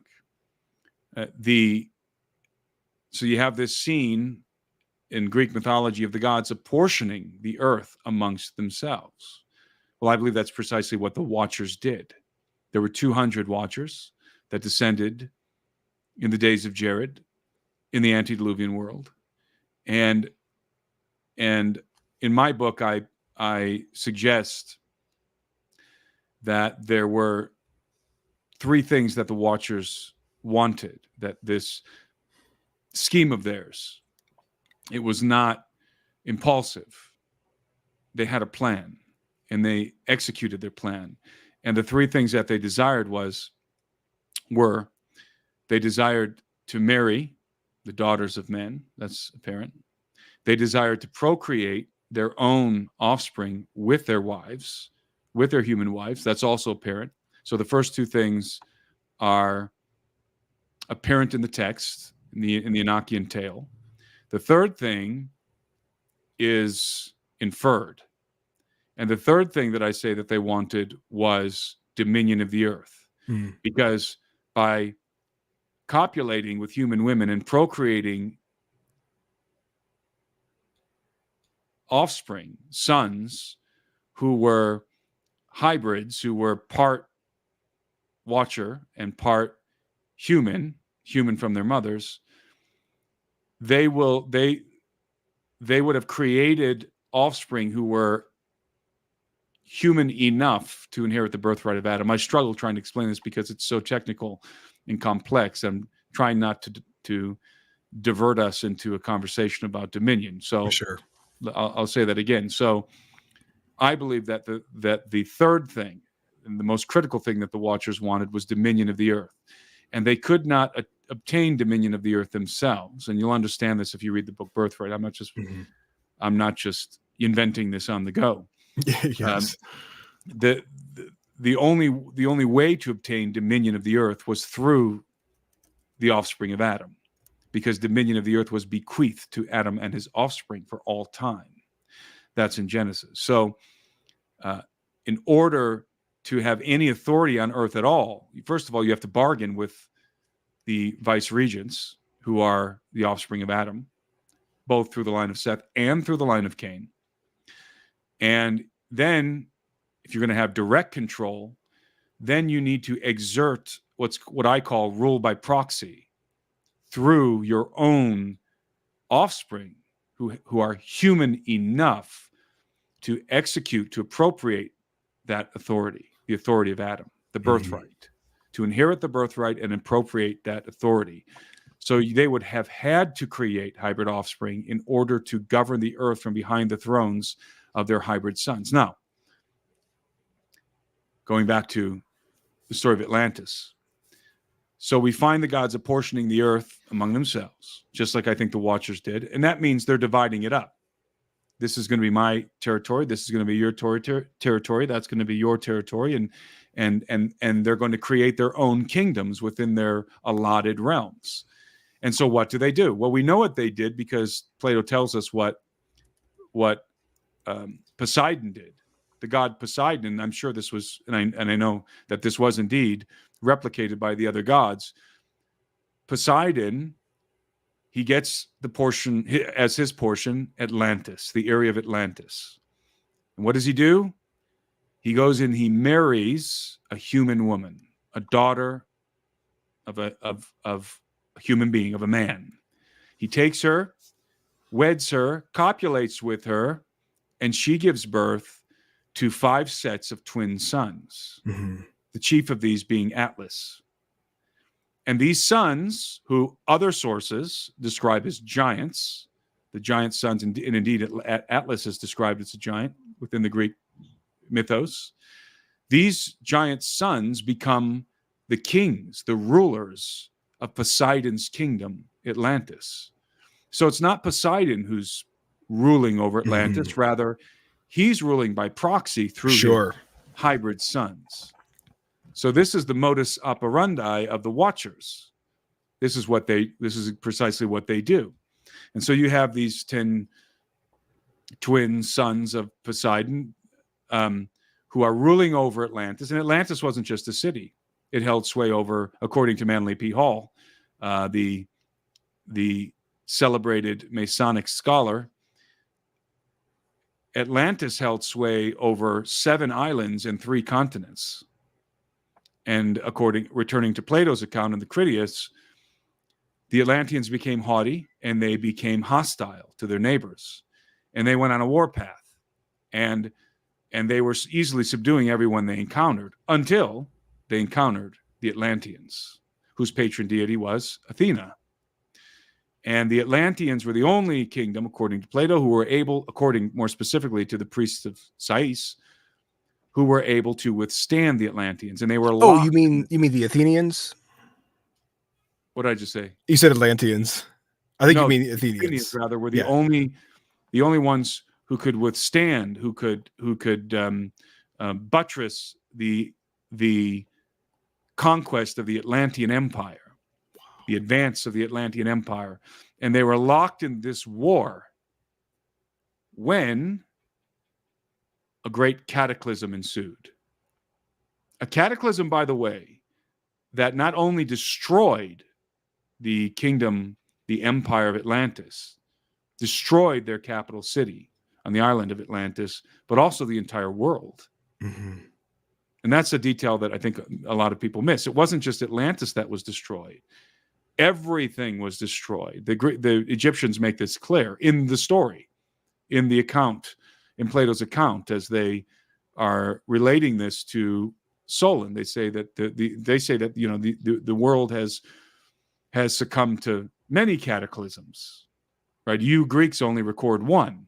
Mm-hmm. And so the world has been destroyed by many cataclysms. So this cataclysm, the cataclysm of Atlantis, which was primarily apparently an aqueous cataclysm, destroyed the Atlantean Empire and destroyed the Athenians as well, the other and all other, one would assume, civilizations that existed in the world at the time. Well, of course, that syncs perfectly with the Enochian tale, the story of the Watchers, because what happens after the Watchers apportion the earth, and which is inferred, I'm inferring that that's what they did. It's not directly in the text. It's there indirectly.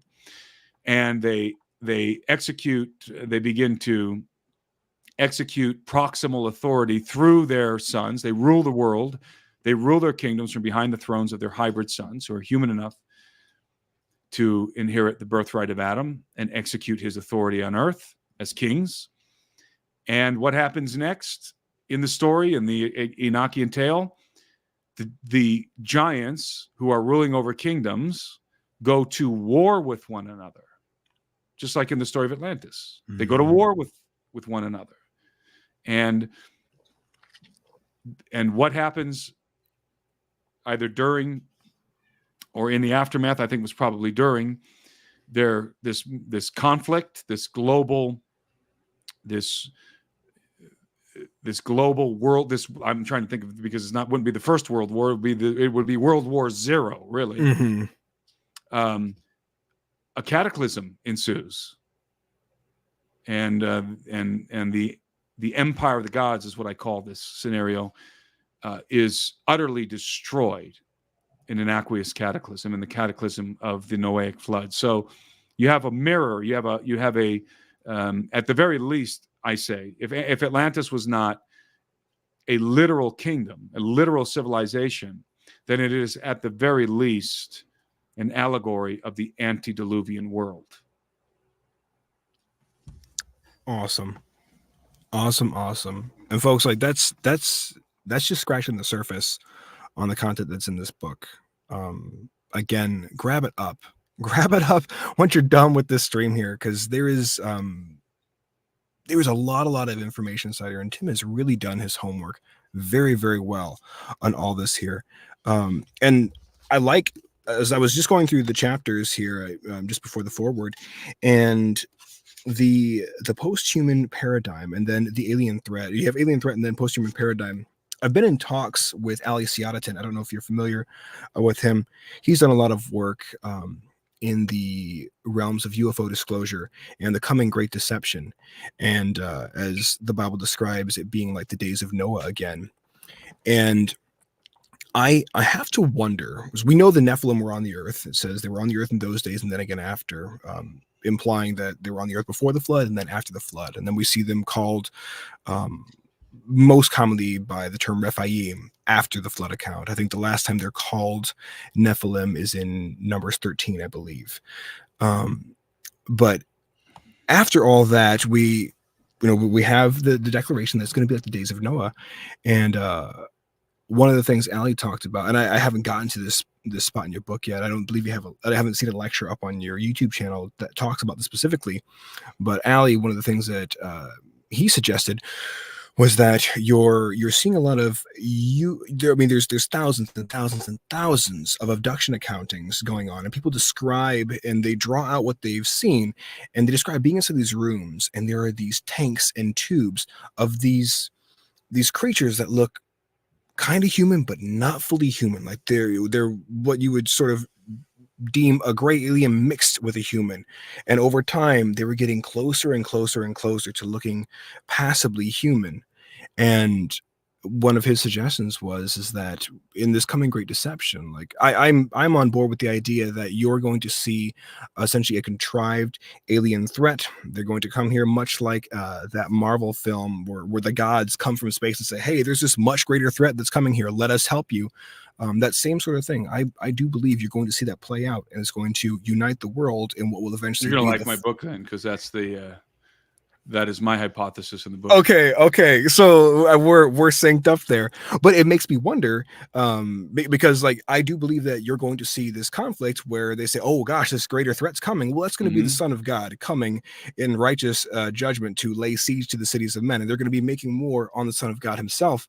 And so a question arises for me, because I don't think that there were just the Nephilim hybrids that existed. Like, we see these smaller dwarfous creatures that you were talking about, the elongated skulls, and we have the account inside Leviticus 18 where God is telling his people, these are all the sexual things that you are not to do whatsoever. Because of these, the land vomited out its former inhabitants, and inside there, one of them was bestiality. It makes me wonder what other sort of hybrids the Watchers created. And well, that's a valid speculation, because we have fragments of the Book of Giants, which was discovered among the Dead Sea Scrolls, and the Book of Giants is highly fragmented. So it's very difficult to get any kind of to read too much into it. Let's say we should not read too much into it because it's so highly fragmented, is what I'm trying to say. But among the fragments, you do get the sense that there was what the translators call miscegenation happening in the antediluvian world. And miscegenation is the mixing of species, the genetic mixing of species. It could be that the Watchers were experimenting with modifying the life forms on Earth, and in fact, I subscribe to that idea. Although it's very speculative, because all we have are these little fragments from the Book of Giants that suggest it. The Book of Enoch doesn't really suggest that on its own. You have this terminology in the Book of Enoch and in the biblical narrative that they sinned against the beasts, the animals, and some people want to make that out to be some sort of a genetic thing, but I think that simply means that they were eating the flesh of these animals, which was there was a prohibition on that in the antediluvian world. So really, it really has to come from the Book of Giants and perhaps other extra biblical texts as well, maybe some Second Temple thinking. This idea that not only did they procreate their own sons, and they certainly did that by copulating with human women, because the first cause of the fall of the Watchers was sexual desire, was lust. Sure. And, I highly doubt that impulse was satisfied in a petri dish. They wanted to have sexual intercourse with these women, and that's precisely what they did. And so they implanted their own seed. They impregnated those women through the sexual act. So that's how the Giants came about. But is it possible that they were genetically modifying other life forms? You're talking about unfathomably intelligent extraterrestrial beings who are much older than the human species and are clearly in possession of extraordinary technology. So if we can use CRISPR technology and engage in genetic modification, then certainly they could. So I actually do believe that that was happening to some extent, that they were genetically modifying other life forms. It doesn't mean that they were copulating with other life forms, although I will say that the Book of Giants does seem to indicate that. It doesn't directly because it's fragmented, but it says that the Watchers each chose different animals and for miscegenation. For miscegenation is what it says. So now, do we think? Does that mean that they were copulating with these animals? And maybe the nature of the Watchers is such that they're compatible. They can produce offspring with whatever. I doubt it. I think we're probably looking at genetic modification if that did in fact happen. But I don't know. Who knows? So it is something to consider, certainly. Sure.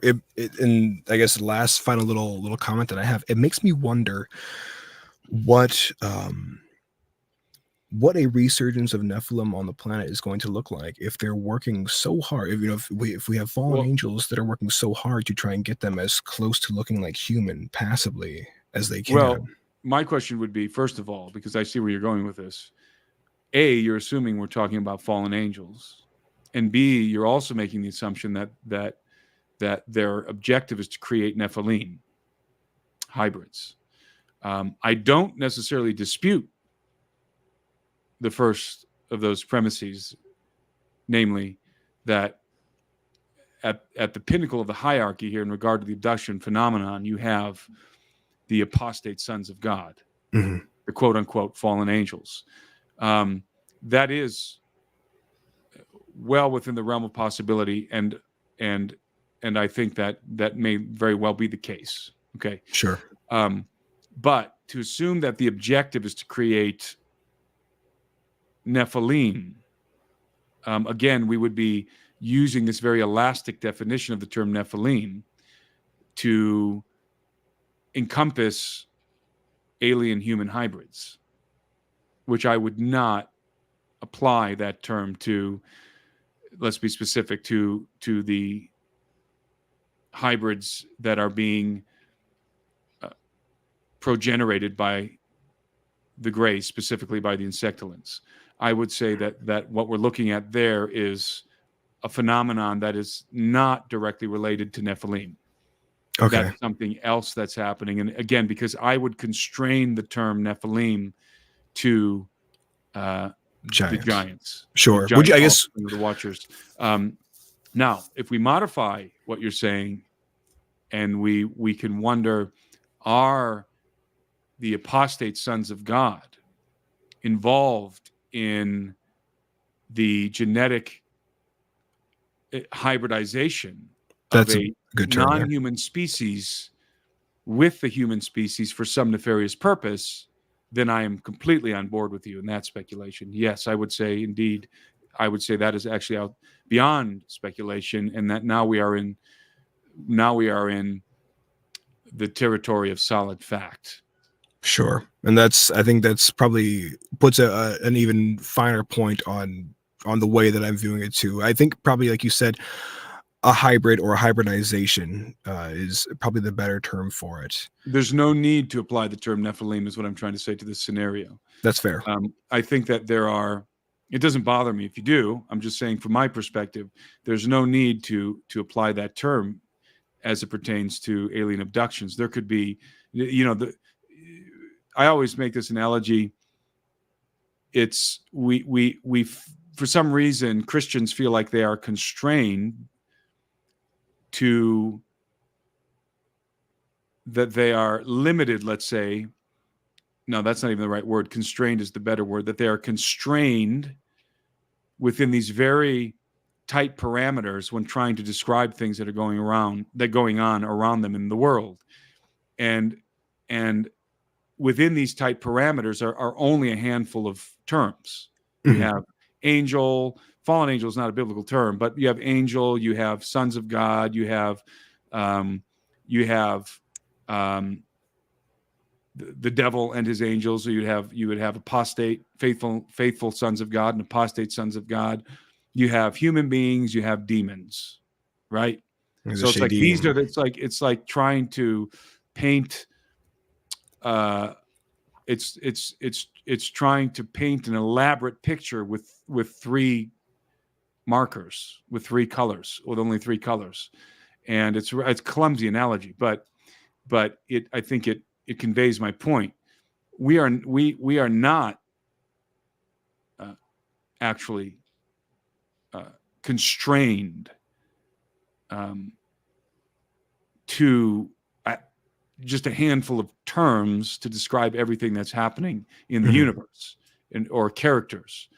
There are certainly many things going on that we know nothing about and we're not told anything about. There could be a whole constellation of characters out there, beings, species that we know nothing about. Just because we're not informed of these things does not mean that they don't exist. Sure. And so I would caution people from taking those few terms that we have and blanketly applying them to everything that's happening, because we're going to lose resolution doing that.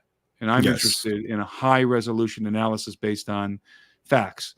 Now, I'm not saying that the Nephilim hypothesis of alien abduction is completely unvalid or invalid. I would say that it's unnecessary and seems to me an attempt to describe the phenomenon in biblical terms. Now, there's biblical concepts, and then there's biblical terms, right? And you can describe everything with biblical concepts, but you can't describe everything with biblical terms. Correct. And that is obviously apparent, when you start to think about, many things that we know now that we didn't know back in the Iron Age. Yep. Well, and this would be a great place for us to stop for the night. And I think it's why I really appreciate inside your book that you do a very dutiful job to vet the Book of Enoch right away in its historical significance, but also the linguistic ability that it gives us because of its precise Greek writing. And so to say, folks, all of what we're talking about tonight, you're not to take any of this as the God's honest truth. I encourage you to do like the Bereans in Acts 17:11 and examine the scriptures daily to see if what you're being told is indeed so. I think Timothy and myself have been pretty good to at least make mention of things that are speculative from us, things that we have a hunch on. But again, take this all with a dose of scrutiny and get into the word, get into some of the Apocrypha, get into some of the extra biblical texts and hunt the stuff down for yourself. You will be enriched for your toil. As God says, there is reward in all toil. Once again, hop on over to Tim's site, get on over there and take a look. There is a lot of awesome stuff to be seen over there. Definitely grab up his book, Birthright. It is, just going off of what I've been able to glean from the lectures, it's chock full of awesome information. And your storytelling, just from your lecture series, is very, very captivating, and thank you. It sucks you in. I really, really enjoyed it, and it's awesome seeing that you even have them in Spanish as well on there, being multilingual. You can find his book over at Amazon or on his website here. Again, it's $22.49 in paperback, or you can do the Kindle Unlimited. I believe it's where you have to pay for how many pages that you read. Just buy the hardcover or buy the paperback. I've got an audio book coming, an audio version of this book coming also. Outstanding. I'm unfortunately I'm not reading it, but fortunately somebody who's got a way better voice than me is. So I'm having it done by a friend of mine. Awesome. Who's just phenomenal, first-rate voiceover actor. So that is coming. I know a lot of you have been asking about that, and that will be out sometime this year. Very good. Well, is there anything else that you'd like to plug at this time? Please, you have the floor, sir. Just my membership platform, the Alberino Analysis members community.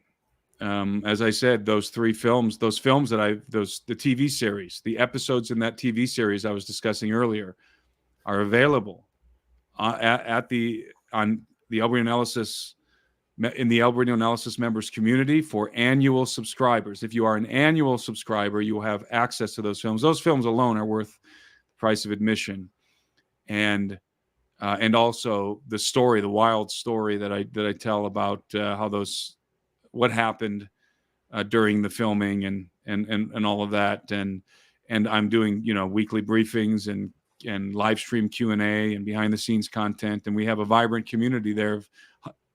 Hundreds of people are over there already interacting, and we're sort of like a master class in a lot of these topics. I'm learning, they're suggesting books to me that I'm already ordering and engaging in conversations and considering things that I haven't thought about before. So it's just a lot of fun, and it's a great resource. So the AlberinoAnalysis.com. Awesome. Well, thank you again, folks, for joining us tonight. This has been, Tim, has been an awesome conversation. Thank you so much for coming on. I've had a lot of fun. Well, thank you, Eric, for inviting me on your show. Really appreciate it. Awesome. Well, everybody out there, have a great rest of your week and an even better weekend. Be prayed up, because these are uncertain times that we're living in, unless you know the end from the beginning. So be dutiful, get into the word, and armor up daily. To all you folks out there, have a wonderful evening and a good night. Thank you.